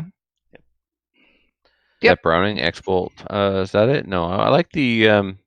There's a Browning stainless rifle at the shop in 30.6 that I just. Man, Fingers has got a stainless Tikka in 300 Yeah. Win Mag. And it's Tikka, so it's amazing. It's plastic, so who cares? And it's stainless, so who cares? I just love something about a plastic stainless hunting rifle. It's plastic. It can get scratched and not look bad. You put a gouge in a piece of walnut, it makes you want to cry. Even if you hate wood as much as I do, it's like it should be looking pristine, right? Stainless, not going to rust. Mm-hmm. So I something really appealing to me about a synthetic stock stainless hunting rifle. Stay with me, synthetic. That's what I said. Ecotech Synthetic. lanyard. Lanyard. Synthetic. Echo? Yeah. Hey, Echo? you're talking to a man who couldn't pronounce Lithuania until he read it on another competitor's jersey at the World Cup. That's how you pronounce it. If you said it and I tried to repeat it, I couldn't do it. I had to read it off the jersey. Lithuania? Yeah. Lithuania. Lithuania. So Okay. synthetic is still a bit of a challenge. Wait. You put a link in there. I'm going to pull it up. Mhm. Oh, yeah, that does look like the Midway one. That is the Midway one, is it not? Yeah. Yeah. What we're talking about, guys, is I found a link to the Ruger PCC Oh, okay. chassis that I really like. Yep. Ruger announces new pistol caliber carbine chassis models. And the whole thing, it's got Okay, a this one actually looks much better. much better. It's got a pistol grip. wanna It's pull got a this up, Adriel? collapsible folding stock. Yeah. Free float handguard. The only thing about the free float handguard I don't like is, and the CZ Tactical 22 is like this. One of the 1022 chassis that Troy makes is like this. You've got a nice round symmetrical handguard, but the barrel is not in the center of it. It's at the top No, I You see. get all this funny space in the bottom. It just looks It awkward. just But means your sight is that much closer to the barrel. This is true. you're not wrong in that. You're not wrong. If you put So- some like real low mount, you couldn't with this one because your cheek weld would be way too tight. But Yeah. So this looks okay, man. Yeah, I like this. I disagree, and I don't like the look of it. I think that Really? I don't like, and just Do you think it's it's forced? functional. It's functional, but I He's think the hunting throwing, gear throwing guy. an AR stock on some guns looks weird. You're right. It looks one, like blocky and angly Yeah. at the back. Yeah, but It it's looks probably good. way more functional. listeners, Google this Remington 597 VTR, and you will see a visual representation of what Adriel just described. Correct. It's a gun that was not supposed to have a pistol grip stock or a collapsible stock, and Looks they did good. a real poor job of executing it. So I guess that's how you feel about this one, Adriel. It just doesn't belong. Well, it's probably works great, like a collapsible stock, adjustable. Yeah, but you think it looks? lengthable. You think it looks forced? It's Like, does it look like a gun in it? Does it look like an SKS in a Tapco stock? It looks like they took a regular hunting style gun that goes like this, and they made it go Mhm. like that. Oh, now it's deadly then. It's now a deadly assault weapon, according to Democrat lawmakers. Yep. Democrat. turned- they We're turned in it Canada into- here. Well, that's for that Virginia. He's YouTube talking video about that I'm talking person about. thing. Yeah. Sorry, I'll keep Canadian. Yeah, Wow. our Canadian politicians are at least smart enough just to say nothing or No, say what they are say very saying little. is We're just gonna- like we're ban gonna- everything. We're gonna ban assault weapons. They'd have no reason to be in our Uh. streets. They're just made for killing lots of people. We're gonna arm all the police with them, but they're just Yep. made for killing lots of people. Right. So when the police need to kill lots of people, they'll have the right weapon. Yes. Okay, I did watch the response from Bill Blair today. He did have a couple of good points. Our police need to be better armed. Just Oh, saying. I think they need. I think And they the need borders- ARs. ARs are the appropriate borders need to be firearm for them. Borders. Definitely Everything do. else he said was crap, but Yeah. other than that, all right. I just can't stand the hypocrisy around the wording of patrol Paul- carbine versus deadly assault weapon only made for killing lots of people. Well, when it's cops, it's patrol car. Patrol. Yeah. When it's I want one of law-abiding those. gun owners, it's assault rifle. Apparently, Right. Paul Barrow has a quote of the night referring to that shotgun, the Savage. hmm That shotgun has the dumb. Sweet. All right. Okay. Why don't we get into our main topics? Our main topic is actually what we did in 2019. We didn't cover this at the end of we're all here together. January. So, yeah, you haven't been here for a couple of weeks. So, Let's talk we about- talked a little bit about like what our goals were for next year. I don't think we talked about I think like a that was a- review. no, we didn't do a review. We Yeah. did say that we did a heck of a lot in guns, but we didn't Mhm. actually talk about it. Mhm. And that's going to be our main topic, what we did in 2019 and 2020. What are our plans? So, Trevor, you're up first. Why don't you tell us about how 2019 went for you? It was amazing. I got to meet a whole bunch of new people, got to go to a whole bunch of new ranges. It was Yep. probably my most prosperous year to date since being involved in the firearms community. 35 different events, and that was not only shooting events, but also teaching. I taught some classes, both officials classes and shooting classes. Just a fantastic year. I accumulated over 50 IPSC points. So yeah, you go to a level 1, you get 1 point, level 2, 2 points, and so on. So in one season, I was able to accumulate over 50 points. Back in the day, if you wanted to become a range master, you needed a total of 50 points. Well, I got over 50 points in one season this year, so it's just amazing.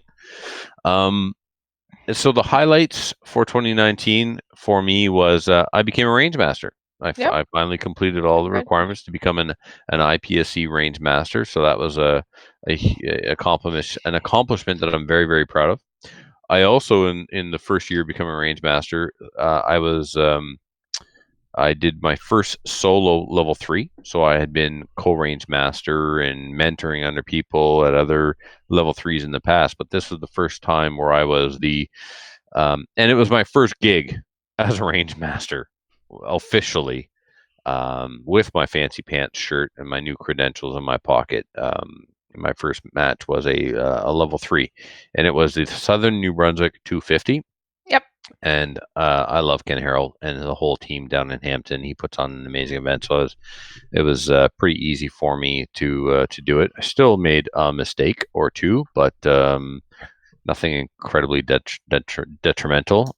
First time I was nervous at an IPSC match in a long time, believe it or not, because it was. You're in a different role, right? Well, it was the first time I was like, there was no one else above me, no one next to me. It was all right. So, yeah, I shot 6 level 3 IPSC matches this year, which is a lot. Some guys don't get to shoot that many matches in a couple of years, level 3s that is. So can I ask, like, so you shot 6 level 3s, where were they? Were they all in New Brunswick? Nope. There was 2 in Nova Scotia and 1 in Quebec. So it started off with an indoor level 3 in Nova Scotia, then the Hampton 250, SummerSlam, the Nationals, right? The New Brunswick Provincials, the Nova Scotia Provincials. I don't know if I got the 250 in there or not, but yeah. So 6 level 3s in 3 provinces. Cool. The charity shoot, of course, was a highlight. The most fantastic time ever. Oh man, at Drumheller. Yep. Oh. Best charity shoot ever. The camaraderie, all of us staying together in an Airbnb was fantastic. we lived together, we ate together, we cooked together, we cleaned together, we drank together, we played tours together. Yep. And I mean, like, almost nobody got annoyed with anybody. I mean, yeah, everybody was annoyed with me all the time anyway, so nothing was different there. But like, I didn't get annoyed with anybody, so I guess there's that. The only thing that you were annoyed with was the don't talk about the mining. Oh, what? But other than that, it was such a good time. It was the range was beautiful. The town itself is fantastic, and he just super geeked out when we went to the Royal Tyrrell Museum. Listen, just because I pushed a child doesn't mean I geeked out. No, you actually geeked out, but you did. I said, "Go on up. I'll get your picture." He actually shoved a kid out of the way. It's my turn. That's enough, Junior. Yeah, you're never gonna look good. That's right. And then Kelly, I love you, Kelly. Kelly tried to get me into the back where they work on the fossils. She's like, Trevor can do this. Just let him in there. It'll be fine. Excuse me? Like, no, this is a kid's camp for Saturdays. He's not a kid. It's not Saturday. It doesn't matter. You really should let him in there. I knocked on the door. Oh, I have somebody here who would like. Yeah, exactly. Look, he just pushed a child. Clearly, he's at their level. Let him in. It was fantastic. It was, yeah. Yeah. So, and of course, gopher hunting. I love my Alberta friends. They've made so many dreams come true. Shooting little field rats in the face. So much fun. I don't know if I'm going to be boat there this year though. With the Newfoundland trip, I don't know. I don't know. I'll shoot a couple hundred for you. Shut up. I actually got to meet Jeff Reese. I have never met the man before, and I got to meet him. It was a really fun trip. It's a treat, yep. Some other highlights. I tied my personal best in maple seed this year. Yep. With somebody else's gun, just saying. Yep. I started shooting ORPS. It's always exciting when you get into a new firearms shooting sport. I shot my very first physical style match, which I'm always like very critical of. Oh, it's supposed to be about the shooting, not about the running, not about the throwing the pen. It's not supposed to be a dummy dragging contest. It's not supposed to be a get in and out of a car contest. It's supposed to be. We had a 15-minute argument between you and Adriel about running 80 meters. Like, yeah, I know. It wasn't 80 meters. It was like 50 or something. We were talking. And it was a 20-minute argument. It was 80. Yeah, it was long. Yeah. It was long. Yeah. So you had your first physical style match, which you loved. I don't know if I love it, but I won. You loved it. Come on. Well, he loves it because he won. Yeah. I loved it because I won.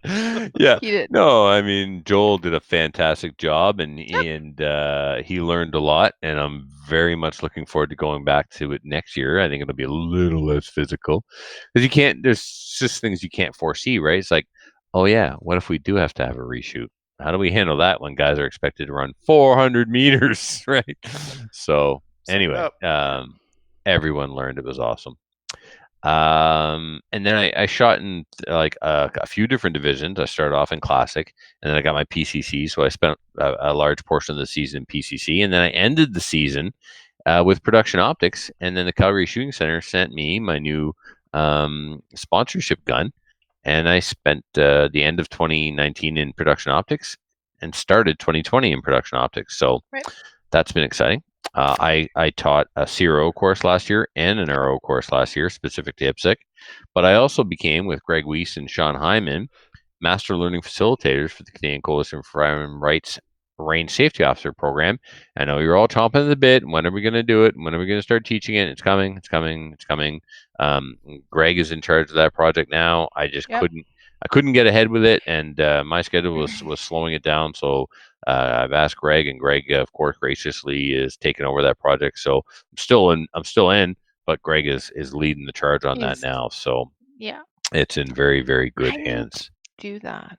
A lot of people need to do it, so we'll be teaching them soon. Mary Machie is asking me about once a month. When are we doing it? When are we doing it? When are we doing it? So, and then I went out and I taught a fundamentals course on my own, which was a lot of fun. I learned a lot as a solo instructor for a handgun course. I don't think I've ever taught a handgun course without McClatchy. So what did you learn about it? Like, you're doing solo, so what was the learning points? Try and I don't know if I learned. I guess I don't know if learned is the right thing. I at the end of the day, Kelly, they wanted to do more running and gunning and focus on other things, but I kind of kept them where they needed to be to work on their accuracy. Okay, so the course, you style it for the not competitors, for the participants. They wanted to do something else, but you knew they weren't ready for it. So it wasn't really a learning point, right? Yeah. You do the course according to the participants. If it was other participants that were more advanced, then you would have been doing more running and gunning, but they probably weren't. I mean, I hope they're not listening. Oh, some of them definitely are.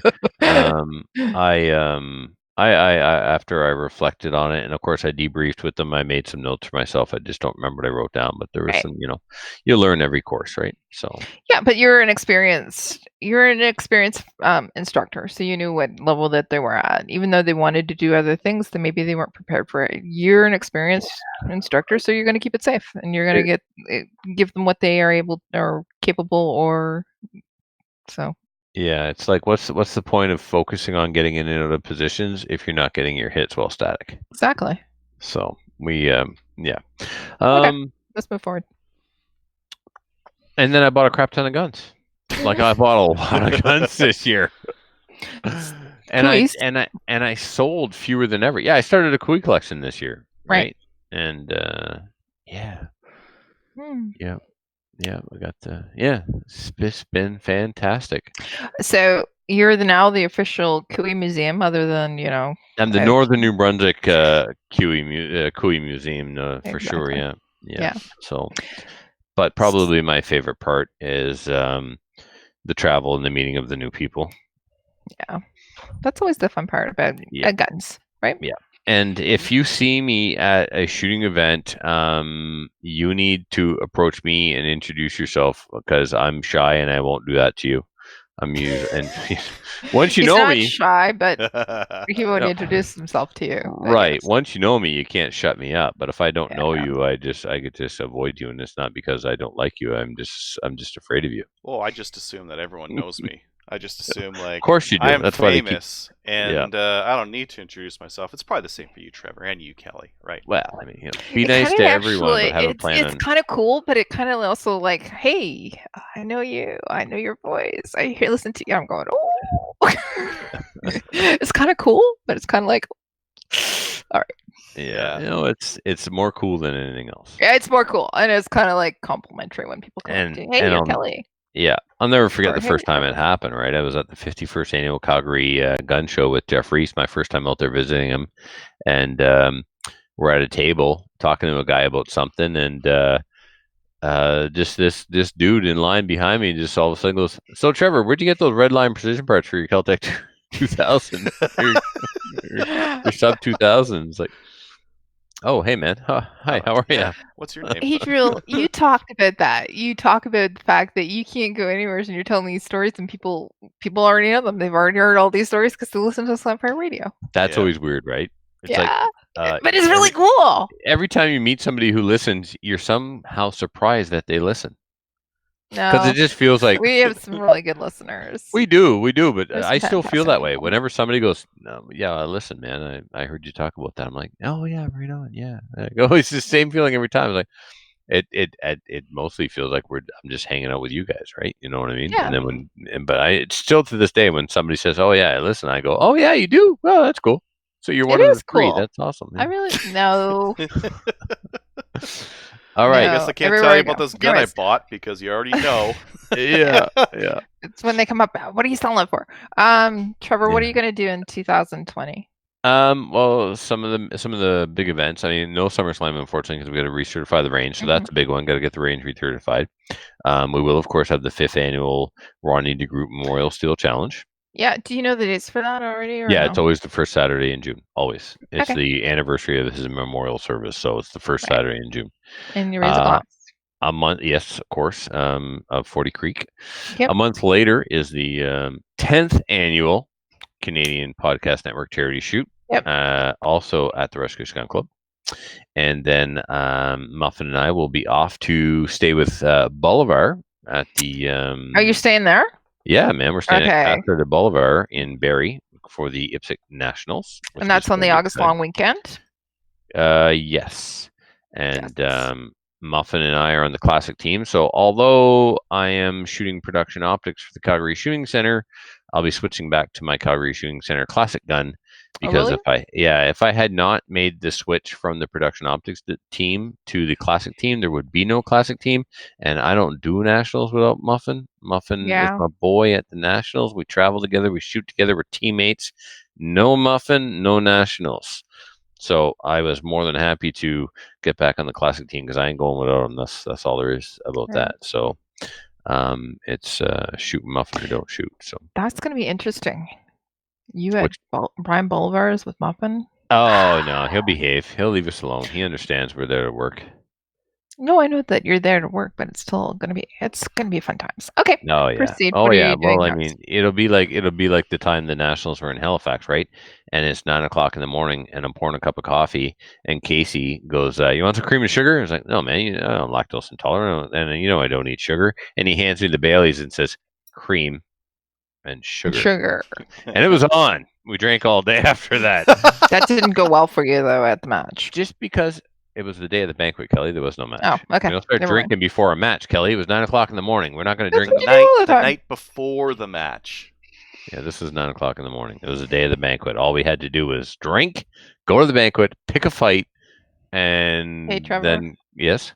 We're supposed to be talking about what we're doing in 2020 because Adriel and I have to go next. I understand. If you don't make mistakes, I don't have to correct you, and we could just get things done faster. Talking about drinking before a match. Anyway, and you ruined my whole pick a fight. You ruined my whole pick a fight at the banquet story. And then I'm going to do some more Maple Seeds and RPS. Adriel, it's your turn. Okay. Really? I got to have my Maple Seeds and RPS. You're going to have a fantastic time. I mean, you can't wait to shoot more Maple Seeds and take the high score away from Adriel. Actually, technically, it's Corey Johnson, but Adriel for the podcast. And bolt action, Norinco's. Bolt action, Norinco. Right. Listen, you're lucky you don't got the coronavirus shooting all those Norinco guns.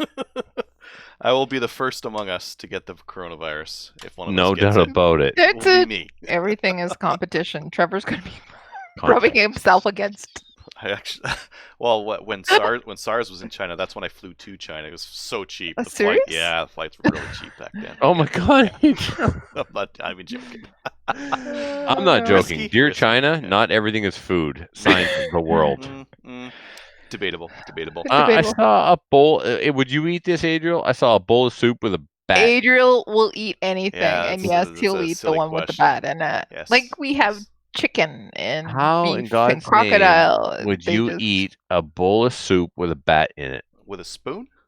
Boy. Well done. Well done. With chopsticks? What kind of stupid question is that? How do you eat your soup? Okay, Your Adriel, bat soup. I didn't have any bat soup in 2019. That's a downside What did you do? to 2019. I shot 8 3-gun matches. I shot them all in limited, so that was just with a red dot. Last year I shot with TAC Ops with a scope. I thought like, so they're only like 300-400 meters away. I'll shoot them with a red dot, and like they're big targets, so who cares? And worked fine. I mean, the scope is better, but at close range, the red dot's better. So why not, right? Yep. Most of your shots in 3-gun are actually pretty close because all your other bays, like you might have one really long stage, everything else is going to be close in. So you might as well do the one that you can just point and click at everything and nice and fast. Yeah. I got a question for you. Ever thought about going down to like Utah or anything for a 3-gun match? Because when you're talking about really close in Canada, it has to be really close because we don't have a lot of ranges with the really long. But down in Utah, you're shooting out to 4, 6, 800. Ever thought about that?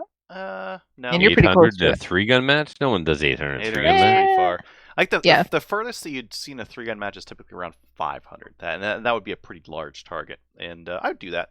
I would do 500 with a red dot. Yeah. Okay. Just need to know your holdovers and just start flinging it. Just slap the crap out of the trigger and just start sending the lead down range. Volume. You'll get it eventually. It's bound to work eventually, right? So I shot a bunch of 3-gun.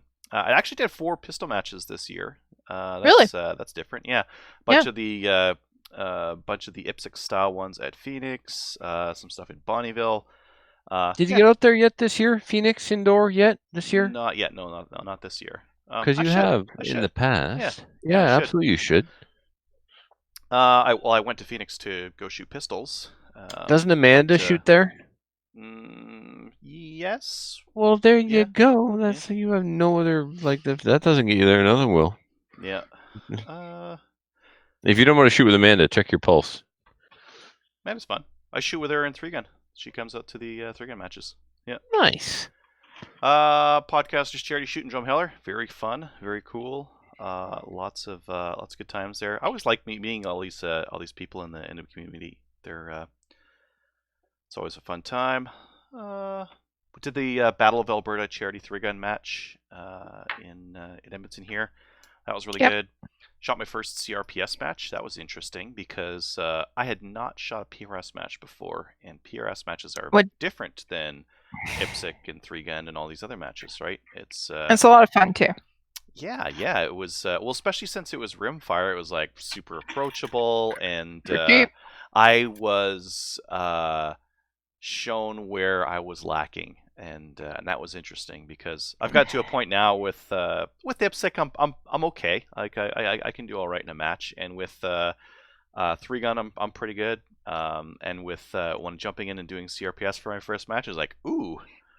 So when you said you were shown where you were lacking, what do you think you were? Well, I shot like mid-pack, which is like not typically where I place, right? And that was with applying what I knew about CRPS and having an okay rig for it, right? A Norinco bolt action should be just fine for that kind of thing. And yeah.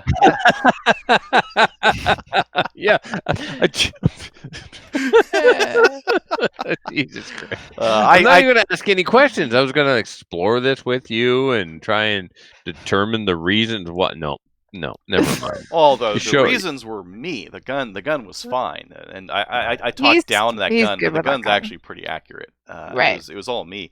What did you have for glass? Just a Citron 6-24 by 24, just a $1,200 piece of glass on top, like You put that on that. Yeah, remember?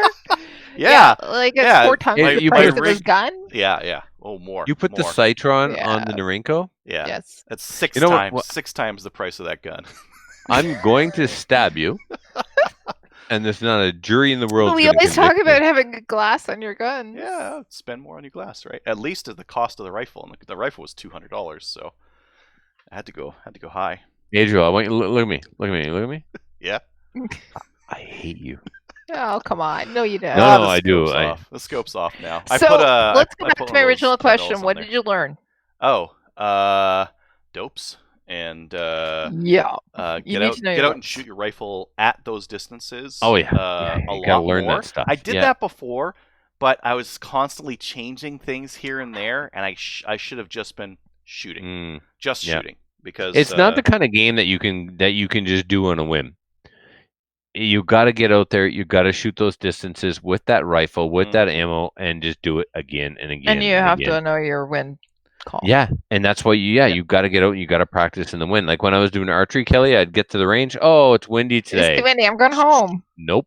You shoot in the wind. You shoot in the rain. Because guess what? The tournament's on Saturday, and if you drove 4 hours to get there and the wind's blowing or it's raining, are you going to get in your car and go home? No, you're going to shoot it. And if you didn't force yourself to shoot during practice in the rain or the wind, you're going to hate yourself. So, yeah, get out there and shoot in all conditions always. Yeah. Yeah, that was good. But matchup, good experience. They're fun. Like it's a really fun match because if it's crappy out and windy and all that other stuff, everybody's doing terrible. So, like I shoot in that those kind of conditions, anyways. You live in Alberta and in Edmonton, so yeah, it's gonna be crappy and windy anyways. So can't get crappy enough out to shut me down on that. Right. Yeah, so, I did a whole bunch of maple seeds. Did a couple. A bunch. Camps. Yeah, a bunch. You followed us across half the country. Some of Canada, Saskatchewan, a little bit, and certified instructor in that. That was cool. Thank you. Yeah. I love you. Now we'll do all the other ones. I do. Yeah. I love your wife even more because I know what that means as well. So thank you, Amy. Go. Oh, she just bought the family calendar for the year. I'm finding some time when she's not looking. I'm gonna go put all the maple seeds in there and just be like, they're on the calendar. I can put them on way ahead of time. I'm gonna have to buy her like flowers and alcohol. Make the calendar prizes. Girly prizes like last time so you can give them away. Yeah. Okay. Yeah. Let's see here. Yeah, I did a couple maple seeds, boot camps, helped with a ladies' day at Chaz, helped with an open day. Yes, thank you. And I shot my phone. At 22. Yeah. Yeah. Yeah. That was 2019. Yeah. 2020, I'm gonna be doing a couple more maple seeds. Right now, 18 for sure. Maybe 21 of them. Yeah. I apologize now. Sorry. We'll see if I'm married at the end of 2020. That's one of my goals here. It's not.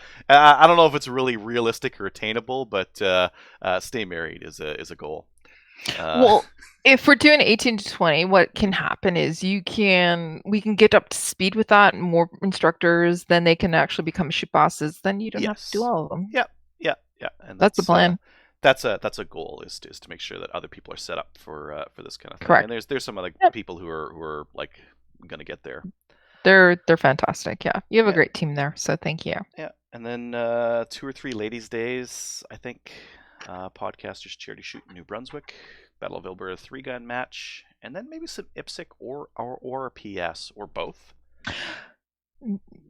Yeah. Both? Yeah, that's going to be both. Maybe both. I don't want to pay the $100 IPSC membership fee and then only shoot like one match. But if there's a couple like interspersed around here, outdoor ranges, I would love that.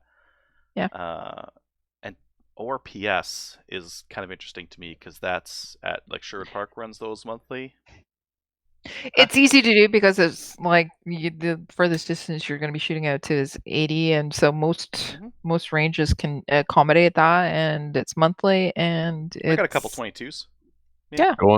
Going back to what you said about IPSC, Adriel, I get it. I appreciate what you're saying. Spend $100 membership to shoot a match or two, but you need to check with your section's policy about maintaining your black badge. Recertifying on black badge when you let it lapse. Yeah. It's not something I super agree with, like the fact that that's a thing, but I understand it. Our policy is quite generous. You got to go 4 full seasons without shooting a match. And now your skills may not have deteriorated, but the rule set may have changed.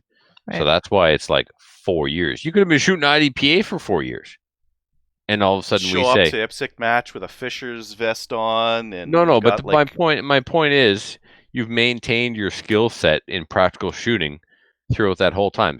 So you take your black badge, you shoot a couple of matches, Mhm. and then you switch to 3-gun for 4 years. You come back to us and we say, sorry, you got to prove to us you can shoot. Even though you've been shooting 3-gun for 4 years, you need to take your black badge again. Well, the rules have changed in 4 years, right? So it's Right. not just about proving you're safe. You also have to reacquaint yourself with the rules. So refamiliarize yourself. It's been Just 2 want to years. make sure you're aware that It's been your 2 section has policies and research. Okay. Probably. I have Yeah. a question for you about IPSC. Do you have a lot of matches going on in your area? Alberta? Yeah. Not like specifically northern See? Alberta. Not really. Yeah. So There's gonna you're be one more at of the Chaz, maybe a couple at 3-gun. Yeah. Bonnyville. Yeah. You're not gonna Yeah, get them in. Edmonton Whereas, Edmonton is sparse for some reason. well, Well, they we'll do have thr- we'll they have do that one at 3-gun. Chaz, and if Yeah. that goes well, they're probably going to run like a whole pile of them the year after, right? Right. So yeah, you're right, Kelly. They do 3-gun, but there's no 3-gun association, but there is an actual IPSC Alberta section, right? That's certified and all that, recognized and all that stuff. But they don't have near the amount of matches that 3-gun has. So you have to ask Correct. yourself, Yeah. why is that? You've got a recognized association that's tied into a national recognized association that has a training program for the competitors, has a training program for the officials. None of this exists in 3-gun. 3-gun is a bunch of good old boys that want to shoot their 3-guns at their local club, and it's growing like crazy in the outlaw world. So why is Right. that? Well, the answer is simple. It's fun. Right. It's fun. It's informal in a lot of ways. It's still safe and whatnot, but it's not as perhaps stuck up as IPSC. It's not as elitist as IPSC. It's Mhm. not as rulesy as IPSC. It's fun So- shooting rifles too. Like shooting It's- yeah. an AR in a competition is what an AR is for. They're fantastic for that. And Yep. pistols can It's- be a little bit that's- frustrating to people when they first start. Sure. And in It's a lot- 3-gun, you don't it's the have to be hardest- the best Well, pistol right. shooter. Pistol Well, the is reason the hardest firearm to master, right? So I asked it is because you're saying, well, you might have to requalify within a certain period of time. But when we're talking about Western Canada, it is more of your 3-gun. Like we don't have anything here in Ontario with respect to 3-guns. yes, you do. We have a limited not- amount, right? Not So- a lot. Yeah. Right. Well, And here in Ontario, IPSC, as soon as willing to you bet have a it's match, third in the country. It's as soon as we have a match, we have it's immediately sold out. And then Can I explain why it's immediately sold out? because there's so many people. Yeah. You have so much competition for shared ranges, right? Exactly, right? So, and then New Brunswick and Nova Scotia and Prince Edward Island, you have I'm a little bit jealous about how much IPSC there is in New Brunswick. I talked to some of Trevor's a big some of part the of that. other IPSC shooters on Discord, and they're always talking about like all these matches that are coming up. It's like, geez, like your guys' population is nothing, and you guys have so many matches there. It's Right. Yeah, I'm jealous. a little It bit. depends on which area of the country you're in, what's going to be prevalent. Yep. That's And I what I'm mean, the saying. people who are active at our clubs Yeah. are IPSC people. That's why 3-gun isn't really growing out here. If we had a club that just wasn't an IPSC club and just had a bunch of guys that want to have outlaw 3-gun matches, well, we would go, man. We would always go. Mhm.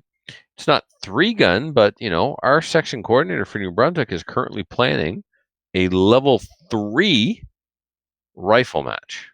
That's cool. Hmm. That would be fun to shoot. Yeah, I like sanctioned level 3. running my rifle. He sees Ontario taking off with sanctioned shotgun, and he's like, Yeah, it is. maybe we could be the sanctioned rifle province. Right. But we shall see. Okay. Yeah, interesting. Yeah. Anyways, that's it for me. Kelly, Okay. what about you? So my life has been taken over by Maple Seed. Ooh, We were you at are the about queen. I know. We were about 70, 75 matches, or not matches, but events last year. I didn't count them because, well, that's a lot of fingers. But I know that I was over 45 events that I went to last year. And when I'm talking about events, I'm talking about from Alberta all the way to Prince Edward Island, basically. I didn't get into BC. Rick did all the BC events, but basically from Alberta across the country. So I spend a lot of time at ranges and basically spent all my vacation at ranges doing maple seeds. The thing about those is I love them. We did ladies events as well, so specific lady seeds. We did those. I did CCFR, 3 CCFR Ladies Day events that were here in Ontario and around the area. It was a fantastic time with that, seeing new ladies come into the sport. One event had 80, another had 40. So last year we put over 1,000 ladies, or sorry, close to 1,000 ladies into basically ladies events for the CCFR. That's one of the other hats I wear with the CCFR. I am the VP of Women's Programming, so I help coordinate events across the country. So a lot of time was put into that as well. Went to the Podcasters Charity Shoot. We already talked about that. One of the things that I usually do is the Meaford Long Range Steel Challenge. Love that. Ryan McLean, get me the information. We'll put it up on our events page. But so I helped out at that event, and Dave Kratky was our RSO for that.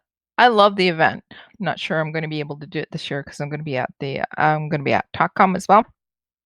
Did a lot of open houses. So did specifically with new shooter days, people coming out and trying them. With the new shooter days, there's generally with respect to the ranges. So it's not ladies' day events. It's men and women. But I also actually I gave away some events, or sorry, not events, but days for fundraisers, and I brought a lot of people to the range. Set up some events with women, specifically new shooters that have never tried it out and wanted to try it out. Took them to the range, specifically women. What else did I do? I did 3 CCFR town halls. So I went to a few of those to talk to people specifically about guns. But the other thing I did as well was Kingston City Hall had a meeting, and they were talking about petitioning the federal government. Went to that and spoke at that as well. I think it's important that we do that and talk to people about actually right now, specifically with the new legislation that's coming in with our municipalities. You need to go to those city hall meetings and talk to your municipal people. So I did that, and we had a positive result with that. Nobody here talked about doing Stop the Bleed. So Adriel. Adriel and Trevor and I, as well as Dave, we took the Stop the Bleed course, which is fantastic. And the reason that I say this is because I've already taken the first responder, and I've already taken, all kinds of different other first aid courses. But this was put on by somebody in our community who knew what we were actually looking for. But also, it just actually refreshed things for us as well. So we had a fantastic time, or fun time, taking Stop the Bleed. They're available. Those courses are now available almost across the country as well. So if you're looking for a bunch of our ROs for 3-gun go through it, like a whole whack of them, and a whole bunch of range people as well. It's a fantastic course. Yeah. If there's one course that you're going to keep refreshing every year, you should be refreshing your first aid. So specifically Stop the Bleed. It's something that's important for our community because you're going to talk about plugging holes that are, 40 cal holes or whatever. So I did do a couple of boot camps with our IATs as well. We're going to be doing another one soon. I'm really happy about those. Those boot camps are actually preparing our instructors for the next round. And it means that I'm going to actually be able to have a break. So those are lots of fun. As I said, every couple of months we have a range day at the Kincaid Ranch where we just get together and just shoot. But that's with our friends as well. What else? The CCFR Gunny Girl calendar. We have a weekend where just a bunch of women who like to shoot get together. We take pictures and we prepare the calendar for the next year as well. And that's about it, I think. 2020, one of the things I want to do is I wanted to actually take some trap lessons. So I'm going to be doing that on Wednesday of next week. I'm going to be starting that. And I'm going to do a couple of boot camps as well. So I'm hoping to get out to to New Brunswick. Saskatchewan is actually having one in May, I think. And I'm hoping to fly out for that. We're going to do some here in Ontario as well, again, so that we can do more boot camps we do, the more we're going to actually have instructors and our faster promotion of our instructors. And that means that, if we have faster promotion of our instructors, we're going to have more shoot bosses and we're going to have more events, because we're not going to be able to keep up with the demand this year for Project Maple Seed, but hopefully the year after we'll be able to meet demand, basically. We're going to have more ladies' days across the country. I'm going to help organize those, but I'm hoping to get out to some as well, maybe in Alberta, maybe in Manitoba, as well as here in Ontario. And we're going to have, obviously, Maple Seeds. I don't know how many I'm going to get to this year. I'm going to leave that Alberta. So, Adriel, you have... I know that we have some really great people within the Maple Seed organization, like Adriel as well.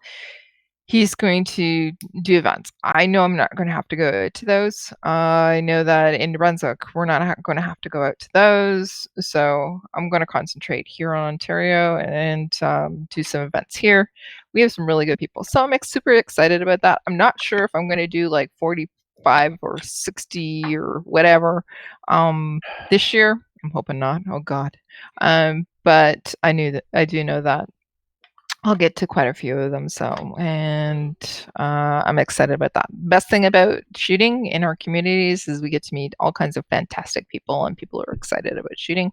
And that's why I like to do Maple Seed as well. So, yeah. And that's me, I think, for 2020. That's it. Cool. All right. Let's cut to Tracy to give an update on the CCFR. So there's been a lot of things happening in the news lately with respect to gun news. So that means we are bringing on our favorite person, Tracy Wilson of the CCFR. She's on tonight to actually give us an update on all the things that are happening with the petition, a new event that she's actually organizing. And Tracy, why don't you just let us know about some of the things that have been happening? Sure thing. So today was an awesome day. I know lately a lot of people have been really worried about the Liberal, all the Liberal stuff coming forward. We've got talk of gun bans. Just worried about Liberals. Just in general, worried about Liberals. In general, worried about Liberals. Perhaps a little bit of elevation with our Liberal concern these days, though, yes.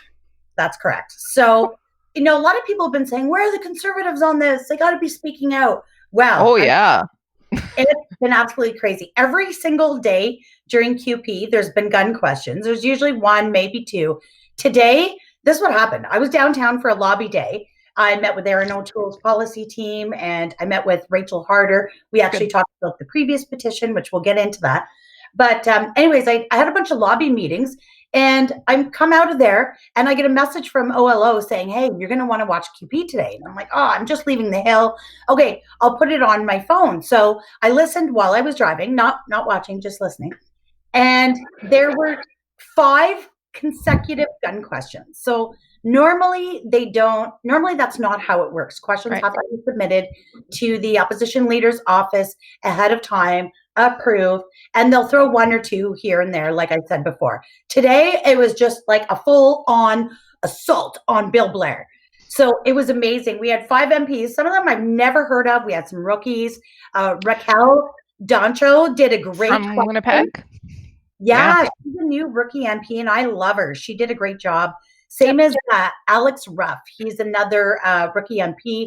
He's a veteran, military veteran. Right, he's in Bruce Grey, which is out near Parry Sound and Meaford.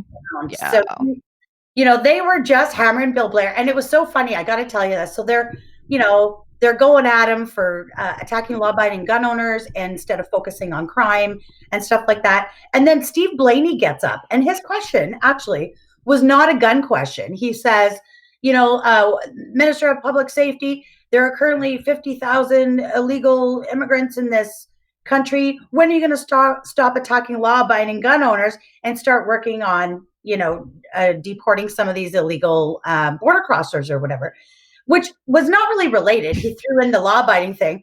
Well, Bill Blair went in, they've got their prepared responses that he answered to everybody with, we are working hard on crime by increasing gun control. So he kept repeating that over and over. So although Blaney's question was actually about immigration and not about guns at all, he answered it with the prefab gun answer. So it was hilarious. I was laughing my head off while I was driving. He was so frazzled. He looks like hell. I don't know if he's having health issues or what, but anyways, yeah, he had a really rough go.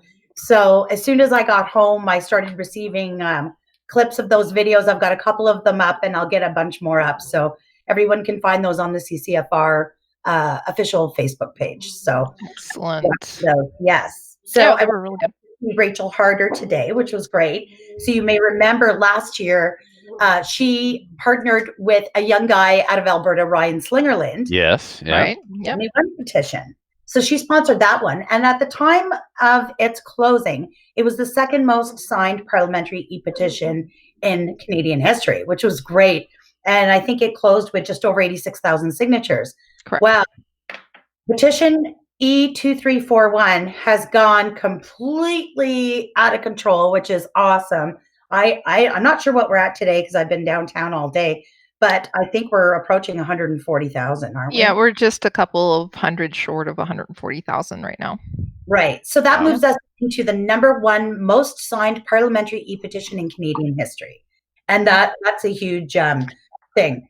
So, that's gaining mainstream media attention, isn't it? Oh yeah, it's gotten quite a bit of media, and it's funny too. I've noticed we're seeing. I contacted Ducks Unlimited, Delta Waterfowl, all the provincial wildlife federations, the Canadian Wildlife Federation. We've gotten some great response from some of those partners, but I've even seen there's a steel workers union or something that's got it out there on Facebook, but as a sponsored ad, which means they're paying to have this out there, and it's a parliamentary process / gun petition, right? So, yeah, it's really picking up a lot of steam. We've got I think a month and a half left to go. I personally would love to see this hit 250,000. It's going to be very hard for the Liberals to ignore. So, we're seeing also a lot of non-gun owners sign it as well, and a lot of my friends who. They think that we need to have a democratic process with it. Basically, they don't agree with that. They might not be gunnies, and they might not agree maybe with all of the things that we want, but it has to be a democratic process. Mm-hmm. So, sorry, Tracy, go ahead. I was going to say, and that's the thing with this petition. It's not actually necessarily against a gun ban. What it's against is the overreach and the abuse of parliamentary power. Normally, something that would affect this many Canadians, something as big and as expensive and as all-encompassing as a huge gun ban like what they're talking about, that would go through the proper parliamentary process, where it would be a House committee, it would see a Senate committee, it would be debated by members of the House of all stripes. They would hear from experts, review the evidence, and then make a vote, an educated vote. This is just stripping all of that down, and it's basically like an executive order. So it's very undemocratic. It's, it was not meant to be used in this way in OIC. So, yeah, that's why people are getting behind it, because they're like, and I agree too. You're like, okay, you want a gun ban? You think it's going to do something about crime? Let's debate that. Let's debate it and let's see. Show me the evidence. And then if so, then have your vote, right? But they won't do that for two reasons: because the evidence is against them. And number two, because of their weakened state of a minority government. They know that they need to lean on the other parties to support it, and they're not confident they've got that support. Right.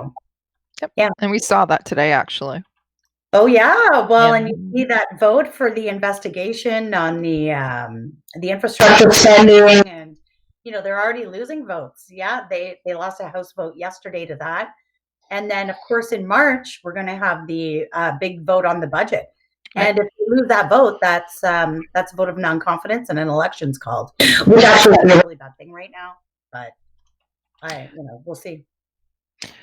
Why don't you tell us about policy and effects of gun bans? That's going to lead right into the next event that you're going to be talking about. Yeah, one of our team members had started the concept for this. So basically, it's called Policy Talk, the efficacy of a gun ban. So here's the thing, you've had the mayors sit down and have their meeting with the chiefs of police. You've got politicians, you've got all these people sitting in their little silos in their individual groups discussing, what would this work? If not, then what would work? However, a lot of times they're not even discussing it with the people who live with the effects of gun violence every day, who see it, who work in an environment where they're trying to rescue at-risk youth and do gang intervention stuff. So the idea here is we're going to put a panel of people together. It's a very, a varied panel, I guess. I was going to say. Yeah. So we've got Jordana Goldlist. She's a criminal defense lawyer out of Toronto, very kind of famous. She's done a TEDx talk, and basically she was a homeless teenager and she turned her life completely around. And now she's one of the top paid lawyers in Canada. And she actually defends, like murderers and gang bangers and, the very people that are committing the crime. But she also does a lot of work with youth that have gotten themselves into this mess and trying to get themselves out. So she's going to come and speak. Also, Evelyn Fox, who I've developed quite the friendship with over the last year and a half. We had a huge meeting with the victims groups last year in Toronto. Evelyn's son was killed in September of 2016 at the age of 26 outside a nightclub. His murder still goes unsolved to this day. And through sharing her grief and her experience, she actually formed a group called Communities for Zero Violence. And she doesn't support gun bans. She wants credible work on crime, community programs, a study on the socioeconomic issues that lead to gang crimes. So she'll be there. We've got Emily Sanford Brown, one of our favorites. She's been a faithful gun owner for over 30 years. She runs the Ontario Provincial Trap Shooting Association. I believe she also sits on the Canadian Trap Shooting Association. She's been through every variation and step of licensing and gun ownership in this country. So she's also a professor and she works with young people. So she's got some stuff to say. Alison DeGroot is going to join us as well. She's the managing director for the CSAAA. She can speak to, the enormous burden and cost to taxpayers that a gun ban would be, as well as the repercussions throughout the community as far as jobs lost. We have 48,000 people employed across the country at 4,500 licensed firearms businesses. We bring in a GDP, I think, of $8.9 billion. This isn't small potatoes here. So, I'm not saying money is more important than lives, but considering that there's no credible evidence that a gun ban would actually solve the street crime problem, I think it's important to include those numbers. And then we've got Marcel Wilson from the One by One movement, literally like a very high profile ex-gangbanger, like a leader of a gang. Like this guy was totally hardcore. And he's got a group, they're all either ex-gang members or ex-extremists, like ex-white supremacists. Like these are some kind of hardcore guys, but they've turned their lives around as well. And they literally go out and rescue kids and get them out of the gangs and give them some hope and give them a proper direction. So that's the panel. And then of course, moderating it is the one and only Brian Lilly. So nice. Yeah, he'll be leading the conversation and directing the panelists. And then we'll also be doing a Q&A. So it'll be a great opportunity for the community to have their voice heard. Okay. So what date is this? This is on February 11th in the evening. It's scheduled for between 5:30 and 9. So there's a little bit of a social and networking before, kind of 2 hours for the actual event, which will include the panel discussion and the Q&A, and then a little bit of a social soiree thing afterwards. And then that's it. So it's at the Hart House in Toronto. You can find the link and all the information for that on both our Facebook and Twitter pages for the CCFR. Awesome. We'll post it in our show notes as well. Yeah. So I'm really looking forward to it. Okay. I can't remember if I had anything else for you. You guys have anything else for Tracy? Nope, not me. It's awesome. Yeah, it's a good idea. I think that it's a good idea, and I think that Yeah. something like this will help in showing the flaws in the logic. I don't know if they care, but it's I good don't to know. it's good to show the rest of the country, and I don't know. I've been seeing arguments on Reddit and that kind of thing going in our favor, going where people are better informed and better know what's going on, and I think that some of that stuff is really good. So if we just keep pushing through, maybe we'll get the popular the masses more on our side. Yeah. Well, that's exactly right. And the whole thing is Canadians are afraid of guns, or they go along with these bad policy ideas because they're scared and they just don't know. Yeah. So I think it's incumbent on all of us to help educate them. And what better way than to bring the people who are directly affected by the bad policies? You know, the cost of not doing something credible is measurable, and it's in human lives. So right. It's also great. It's good that you have, as you said, quite a varied panel that's going to be on. They're going to be talking about the facts in different areas, so people can understand that it does actually have an effect on our economy. It has an effect on kids, or it might not have an effect on gun violence either. Like if this happens, it actually won't have any effect on gun violence in Toronto or any other areas. So yeah. Tracy, there's a question for Tracy from the live stream here. What you just talked about, the panel, will that be televised or recorded by any of the national media? No, of course, the media doesn't have any interest in real answers, but we are going to have it recorded. We'll have a crew there recording it, and we'll produce a video out of that and put it out so that those who weren't able to attend can see it. And of course, I'll be on site. I'm not necessarily part of, I have no official role in this other than trying to help get things going. And of course, I'd like to show up. So I'll probably be live streaming some of it. I'll do something. Okay. I have a question, Tracy. Where are we? I mean, Dr. Rajma, whatever. Najma? Yeah, her.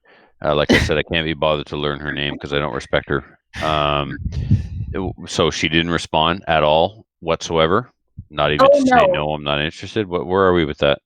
Yeah, so Rod's little challenge to sit down with her and have an adult discussion about the issues. We've kind of been at war with them for some time over social media, and to be perfectly honest, it's not constructive, right? Nothing's right. Yeah, she was invited to step out from behind the keyboard. Yeah, so come on, sit down. Let's just have a discussion about it. Not even necessarily a debate. Let's just sit down and talk back and forth like adults, right? Just agree, and we'll donate money to charity. Yeah, man, a lot of money. And of course, they never responded in any official manner. So wow, brutal. Yeah. So, and nobody bothered to pick it up because it doesn't fit the narrative to say, what is this? The anti-gunners turned down an opportunity to have money donated to charity without doing anything? No. Yeah, well, they tried to kind of paint it like we were doing some publicity stunt. And I'm like, well, call it whatever you want, where it's no big secret that the CCFR, the team of field officers and the members, it's not like we haven't been generous in the past and done all kinds of charity shoots and all kinds of other things to raise money for the community. So we had put aside some funding to give, and I think it's a great opportunity. But no, there's not a chance in hell that she will ever sit down with Rod Giltaca face to face. No. I think she saw what happened with Bill Blair, and she knows full well she is. Yeah, she's not prepared. She can't do it. She's literally unarmed for that conversation. And no one will criticize her for saying no. No one will point out the fact that your ego is in the way of a charity getting $10,000, $15,000. Yeah, that's right. Yeah. So it was a no-go. We'll try it. We'll try something else. We're gonna keep. We don't give up. Plug it away. Yeah. She's just if she accepts, she's just gonna look like that guy, the Virginia legislator who was just on YouTube today, who was saying that no, mass shooters don't like guns that go like this. They like guns that go like this because they could get hit in the face otherwise from the rifle stock and other nonsense. That's how I imagine that. Oh, you guys, if you haven't watched that video yet, I'm gonna go watch it. That's the guy writing the legislation, and he doesn't know anything about how any of this stuff works. Like there's different guns. Ones like this, and then there's the ones like this, and then there's the ones like this. Yeah, that's how I imagine how that would go if Rod went toe to toe with. It would absolutely be a shoulder thing that goes up conversation. Yeah. There was zero chance of her ever doing that because you know, I don't know. She's just not going to. Even the one time I did get on a CBC panel with her, she was in Toronto and I was in Ottawa, so I couldn't actually see her. You know, you're basically being filmed in this little booth and they put up a fake background behind you. Like it's totally fake, right? And she was in Toronto. So this was at 8:00 at night on my birthday, and she shows up with her white lab coat and like gets in costume to get on the interview. Like, Tracy, look, I just told that story to my sister. We just spent the week in the hospital with my father. You know that. And when the doctor would come around, the doctor was dressed like somebody straight out the trailer park. You would not think this person was. You would not think this person was a doctor. And I said to my sister, I said, she's not wearing her costume because she's not debating Tracy. And I just kind of blurted it out. My sister was just completely baffled by what I meant by that. I'm like, there's no cameras around. She's not putting her doctor costume on. Like they only wear that stuff for cameras and Halloween. So like I'm sitting in a closet in CBC in Ottawa, and she's also sitting in a closet in CBC in Toronto, and she's got her white jacket and her stethoscope. Yeah, I couldn't see it until afterwards, and then I was like, "Are you kidding me? You're in costume? Her costume. Like you drove here and then got your lab coat on." Yeah. And then my father's doctor was completely dressed like basically she came from like hot yoga class. It was what's comfortable. Family members were talking to the nurse because at least the nurse had some kind of like garb on. Yeah. But the doctor was straight out the park. Like I was looking over her shoulder for Julian. It was awful. Oh my God. But great doctor. She took good care of Dad. So yeah. Anyway, yeah. You were talked about Tracy. It was hilarious. Yeah. Okay, good. Hey, as long as everybody's enjoying the entertainment, that's what really they don't wear their costumes at work. Apparently, they only wear them during gun debates. Yeah, in closets at CBC. Yeah. Yes. Oh boy, that's the state of the gun debate in Canada, folks. All right. Thank you, Tracy. Hey, Colin. Thanks for coming on too. Thanks for having us, guys. Thanks. Love you guys. Take care. Love you too. Bye for now. Miss. Bye. Yeah, bye, Lucy. All right. Thank you, Tracy, for giving us an update on all the stuff that is CCFR, the events, the political things that are happening, and also on the e-petition as well. Hey, you guys. I didn't talk about this in what we did in guns. I sent out an e-petition, like a little thing with respect to Project Maple Seed, and I shared it in a few places. And right now, there's 49,000 people that have viewed that ad that I not really ad, but the post that I made. Your Facebook post. Yeah, Kelly. 49,000. That's freaking awesome. Anyways, if all 49,000. Oops, I just dropped something.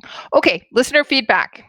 There was one question in Facebook. Kelly, do you know when the Ladies' Day will be in Ontario? There's a few different ones that are going to be happening. The one that I know for sure that I'm going to be doing is the one at EOSC, which is on July 25th. That's in Ottawa. There's a few, I don't know. There's probably going to be a few more. I don't know when those are though. So stay tuned. Have a look at the CCFR page, and we'll be doing them there. So. And then a question for Trevor. Trevor, you mentioned a trip to NL. What's that about? Kelly replied, so we talked about that more, and we did talk about it. It's going to be Kelly Maple Seed, and possibly we're looking at doing a Maple Seed on day 1 and Nipsic match on day 2, depending on the range that we go to, something like that. Primarily, it's Maple Seed. We're going over to do Maple Seeds, and if Rick can accommodate us with a Nipsic match, then we'll do both. Right. So yeah, I was speaking to Rick this week, and he's Rick Crane for everybody. We're trying to arrange a couple of different events on Newfoundland. So he'll get back to us with respect to that. But that's going to be right after the charity shoot. It's not paired with the charity shoot, but we'll be doing some traveling to Newfoundland, hopefully, and get onto the island and spread the maple seed love there. So, yeah. Let's get to the rock. Yeah.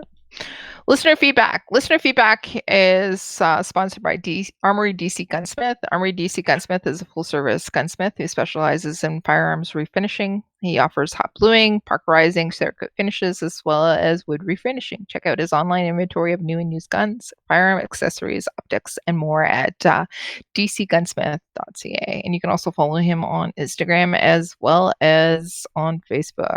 So go over and say hi to Denis. Anything exciting happening over at DC Gunsmith right now? Trevor, you been there? They had some Shadow 2s for sale. They had some Shadow 2s for sale.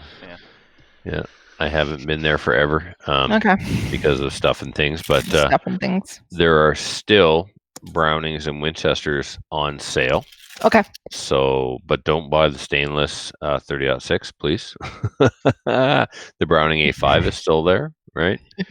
Okay, why can't they buy the? Because I want it. Trevor, I still have one in 30-06, a stainless synthetic 30-06 Browning. Yeah, you're not wrong.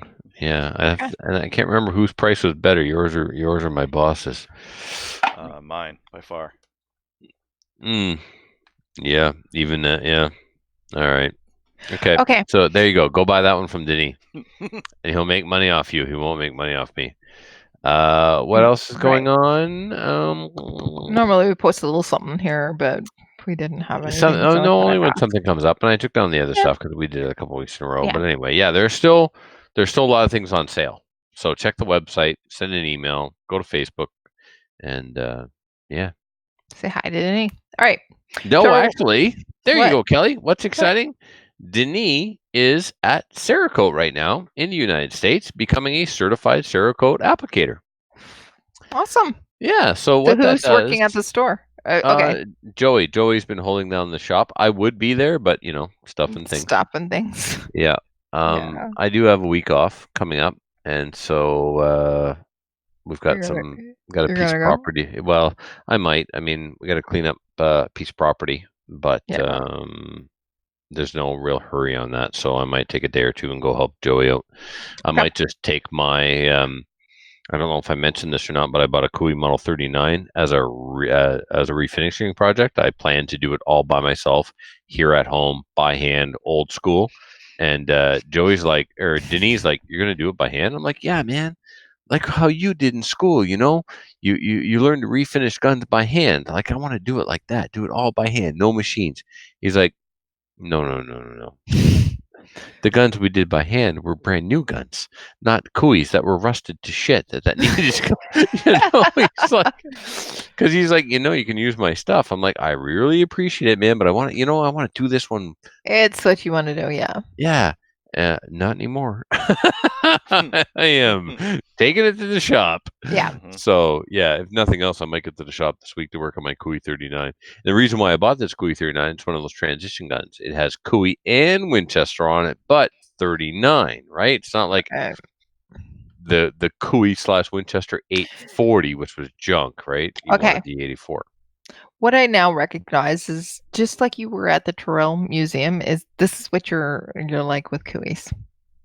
You think? I'm nerding over Cooey. You're right, I am nerding over Cooey. Oh my God. I'm talking about like a 39 and the difference between a Cooey and Winchester and like some transition. And I'm just, that's a 22, right? That's a 22. You're talking about a shotgun. I can't wait to get Clayton back on, because I learned some stuff since then. Right. So anyway, all right. What are we doing? We're doing listener feedback. We have some emails, so let's go through them. I'm going to read the first one because it's nice and short, and I can stumble through it. You'll still say as well 14 times while you're reading it. And from Joss. And then he doesn't do it then anymore. It's as well now. As well. You know what? I'm going to hang up. From Josh H. Hello, you're going to hang up as well? You're going to be mad at me and hang up as well. And stop. Okay. And then let out the dog. Can I proceed? Hold. Adriel, don't play with your food. Okay. Hello, Slamfire crew. I'm planning on purchasing a new semi-auto rifle for deer and moose hunting and target shooting. I was originally thinking of the Stag 10 was the best option, but now the new BCL 102 is supposedly much better than the first generation. I'm not sure which is better. The Stag is about $500 more than the BCL, but they will both need to be customized. Anyways, I'm driving up the costs. Can you help me decide? The range I use goes up to 500 yards. So would a 6.5 or a 308 be better for the distance? I am a long-time listener and love the show. I listen to the podcast all day long at work, and Slamfire always gets first when you upload a new episode. Thanks, Josh from Saskatchewan. So he's looking at the BCL 102. He wants to know which is better, the Stag 10 or the BCL. And then also still an obvious answer. Yep. It's a Stag. It's a Stag 10. I talked to a guy who got one of the Mark 7s, and it's not doing like stuff you want a gun to do. Buy a Stag.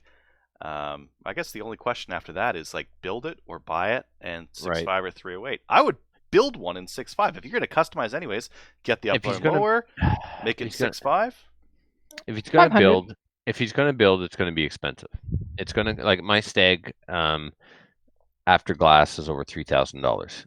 I would, if so, he's talking about a price difference of $500 between the BCL and the Stag. We can all agree Stag, but here I'm going to justify why purchasing a Stag factory rifle over a BCL, even if the BCL is fixed, even if the BCL is $500. The stories of customer support from Black Creek Labs have been atrocious. Stag's distributor is in Newfoundland, Arms East. There are no finer people in this country than the Newfoundlandese.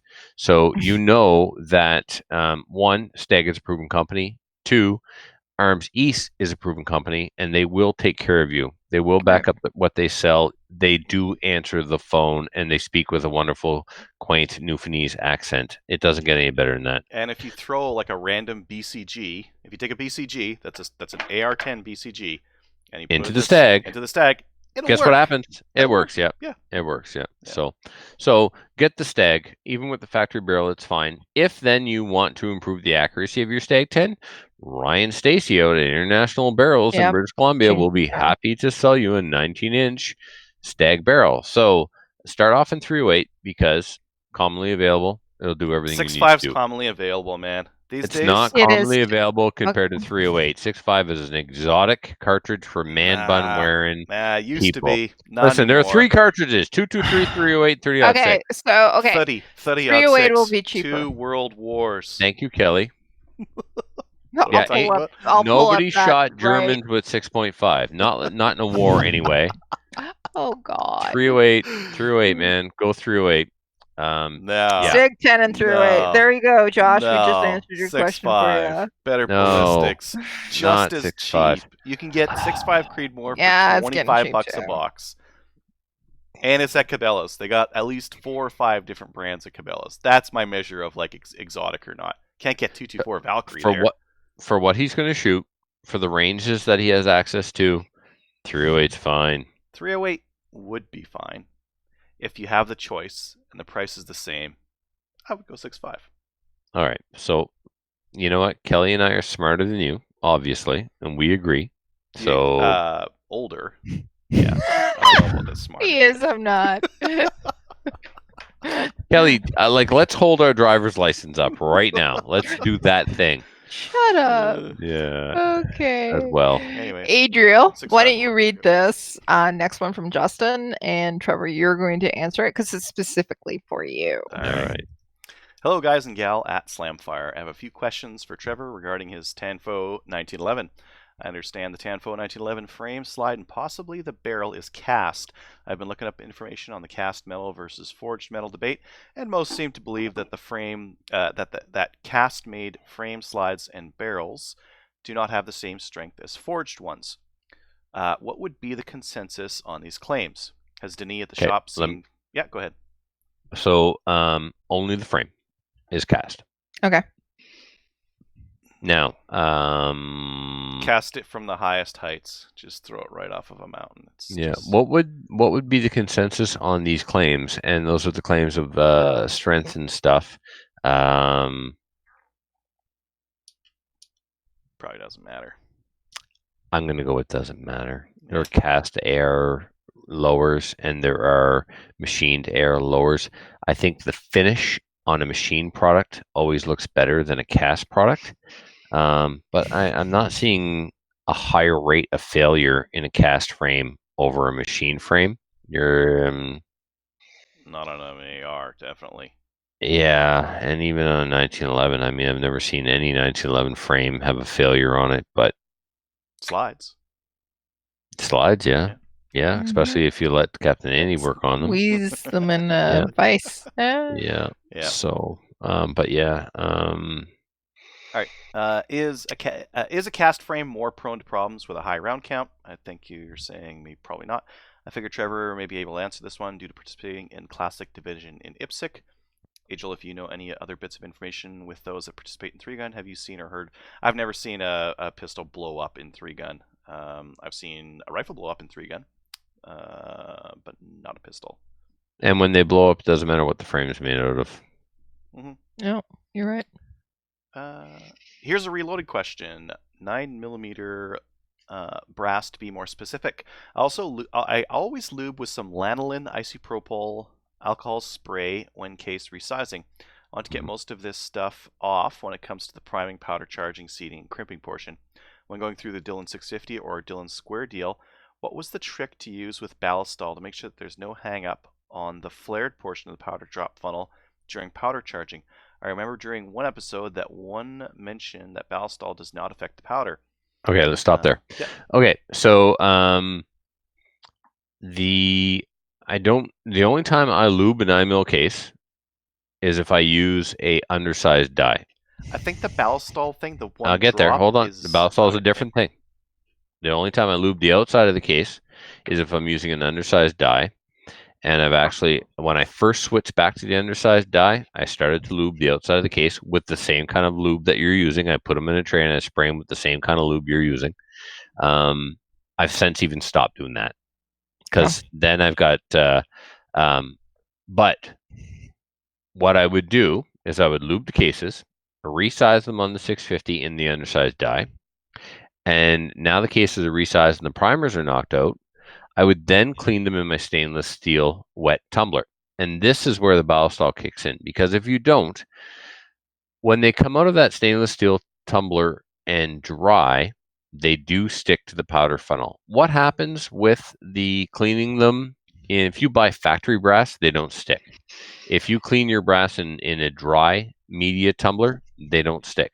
But if you clean them in a wet tumbler with stainless steel pins, all of a sudden they do stick on the powder funnel. So I polish the powder funnel all the way up to 1500 grit mirror finish to help reduce the amount that they stick. But ultimately, what really did the trick was the Ballistol in the rinse water. This is where the Ballistol comes in. So you clean your brass in a stainless steel wet tumbler, and when you dump the tumbler into your media separator, the media separator is actually contained in water. So the basket turns and half of the basket is always in the water, and that water sucks all the pins out of the cases.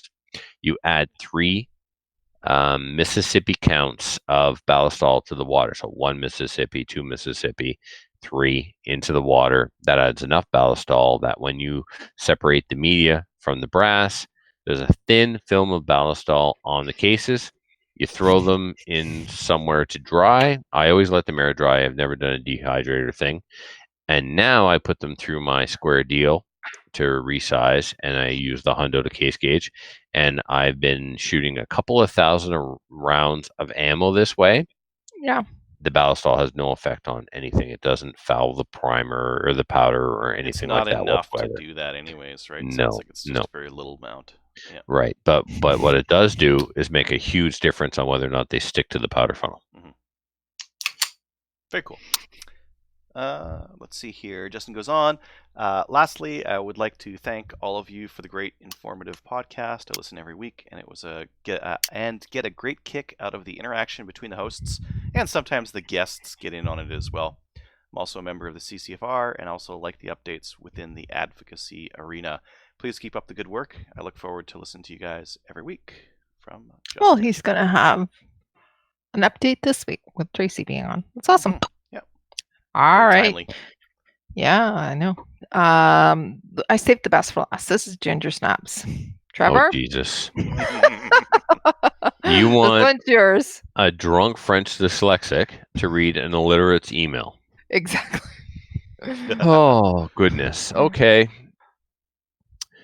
With WW3 around the corner, Trump being impeached, Trudeau taking our guns, there is a bright spot in all this dark, miserable time. Nicolas Cage signed on for National Treasure 3. Slamfire can do a Patreon on how to get all Nick Cage movies are. How great all Nick Cage movies are. We should talk about that. Slamfire can do a Patreon. Oh, we're going to do a Patreon episode on how great all Nicolas Cage's movies are. Okay. I Trevor, prefer Steven Seagal.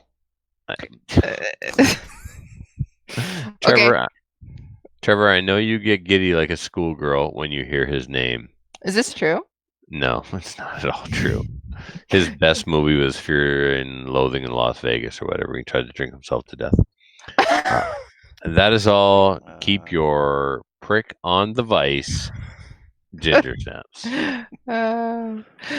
It's quite legible today, so I wanted to say thank you. Not bad. Yeah, possibly written better than I wrote it. Yeah. Wait, no. It's written better than you read it. Ooh, this podcast review has me excited. Okay. Adriel, can you read this? Because it's your fault. Right. It's from Oak Island is the author. I know. I thought this would... Okay, go. Really I wonder gets if the it's Rick attention. Lagina. The title is It's All Adriel's Fault. Review. It was all going flawlessly when one day I find this podcast with a bit of local flavor. He was retelling his adventures, smacking gophers with a .22. It brought back memories of my childhood. Before long, I had my RPAL and found my old .22, which had remained in storage for decades. Next, I picked up a Vaquero in .357, another gun I'd wanted since I was a little boy playing cowboy. Before long, I had been ensnared by the CCFR and their struggle for our rights. I had to buy an M&P 15 just to flip Goodale the Bird. Tracy said so. And just last week, I bought an M&P 9 range kit, began looking into Black Badge in IPSC, and started building a reloading bench. So for the love of God, run while you still can. Don't go down the rabbit hole. And I think it's all your fault, Adriel. That's from Oak Island. Yeah. It's that's cruel. That is so cruel. What do you mean? I thought it was going to be Oak Island content. Got all worked up. I found it. Something that has been overlooked. He's I your know bro. where the treasure is. It's underneath the swamp. We gotta dig for it. I need not drillers. In the swamp. It is absolutely not in the swamp. I love that I watched half of an episode of the Oak Island show, and now I get to rally you up with like little tidbits like that. Just you're the expert on Oak Island. He is somebody probably who would get along well with you, Trevor. Perhaps. But it's all Adriel's fault, and I have nothing to do with this, so... Yeah. I'm awesome. All right, let's get into the shout-outs. Trevor, do you have any? Yeah, absolutely. Ben, our resident millennial over at the Furlot Bunch, for tipping me off to that 597. Thank you very much, Benito. I appreciate it. I even let him shoot it. Can you believe that? Really? Yeah. That's generous. Yeah. Did he have to provide his own ammo? Of course. Good question. And there's just been a tremendous amount of support pouring in, text, Facebook messages over the last week when the news about my dad went out. For those that are on Facebook with me, they saw some of my posts and stuff, and listeners, friends have shown me a lot of support this week, and it means a whole lot. So from the bottom of my heart, thank you so much to each and every one of you that reached out to send me some love and some support, and it means a lot. To the person who sent me thoughts and prayers, and I replied with the meme of I named my two cats Thoughts and Prayers because they're both useless. I'm sorry I did that, but I was having a moment. No, I'm actually not it's sorry. Not a moment. It's Trevor Furlot. That's right. Yeah, hashtag not sorry. No, you're not. No, that's you. But thank you, everybody. Yeah, thank you so much. I really appreciate it. Yeah. Adriel, do you have any shout-outs? Not this week. Not this week. Okay. I do have a shout-out. I just wanted to say thank you to Kelly Kincaid and Kyle Kincaid for hosting us this week. It was a fantastic time, and I can't wait to do it again. So, yeah, just want to say thanks. Patreon, we do not. Is this new? January 23rd? Nope, this is not new. I'm sorry I didn't get there today to do that. You know what? We got you covered. Don't worry about it. Patreon, if you'd like to become a Patreon supporter, we'd love to have you on board. If you do actually go to Patreon, Slamfire, and search out Slamfire Radio and contribute to us, what it's going to do is allow us to actually host these our podcast. And then what's going to happen is we ask that you send us your email, send us an email with your address, and then we'll send you out some patches and other things as well. Adriel, you were looking at getting that out sometime. Probably not this week. Yeah, definitely sometime. Yeah. A time, yeah. There will be a time. Yeah, we're going to go back to where we were talking about Maple Seed and it taking over your life, right? Okay. He'll get those out to you. So we wanted to say thank you to all of our Patreonies that have already been contributing to us. And thank you very much, because we had some really great emails this week and people are really liking the show and content, and you're being supporters of us are allowing us to do that for them as well. I forgot actually to let people know, if you would like to send us an email at slamfireradio@gmail.com, we'll read it on the mail list, or we'll read it on air as well. I'd like to do another show, please. You would? You want to do another one? Yeah, please. Do whatever you want. Okay, thank you. Second shoutouts? Second, just like second breakfast. Shout out. No, it's our second one. Okay. No, to the Rescuers Gun Club. Yeah. They also supported me this week. When I got to the funeral today, there was a bouquet of flowers or a plant or something from the Rescuers Gun Club with a lovely note. So that was awesome. And to the boys, you guys who came to the funeral today from the Rescuers Gun Club, that was awesome. I was hanging in there pretty strong and not choked up until I looked up, and saw the guys from the club. And I think I told this earlier, but shout out to those guys, because it made a huge difference and really helped the day go by a lot better to look up and see Alain, Jason, and Stefan and Mark. It meant a lot to me to have the support from my local shooting community and my friends, right? And you know what? And I'm stupid, because it never occurred to me that any of them were coming. Yeah, we're there for you. Well, I'm not technically there. I'm in Ontario, but Kelly, you've been here day in and day out checking on me, and it means a lot. Adriel, I never heard shit from you. We love you. The other thing about your club is they also are supporting other people like Better Trevor as well. Oh, for sure. Yeah, absolutely. So fantastic clubs. Gunny people are the best people in the world. Hell yeah. Yeah. Yeah. It's great to be part of a crowd that has your back. Absolutely. Of course we do. All right. Why don't we just sign off, because it's getting a little mushy here, and I don't do well with mushy. Okay. So join one of our national firearms associations like the CCFR. You heard from Tracy today. There's some things that are happening right now within our community and also on Parliament. She's working hard for us, so we need to support them as well. Check us out on Gun Owners of Canada. We have a thread there. We post the episodes. I don't think I posted last week. Sorry. And if you want to talk to us, we'll actually talk to you there as well. Like us on Facebook. We're at, we didn't update that. Sorry, Trevor. Trevor usually updates it. I'll just move forward. Just like us on Facebook. Whiskey. Let him drink his whiskey. Yeah, I know. And on that note, thank you, Adriel. But we're still getting an awful lot of likes, and we're kicking some homeless children's ass. we will not stop until they're out of the orphanage and really homeless. No, we want them to find homes. So. Oh, we do? Yeah, of course we do. We do. We just don't want the internet to like them as much as they like us. Okay, that's fair. Like us, and then take them home. All right, everybody, say good night. Good night, everybody. Good night, everybody.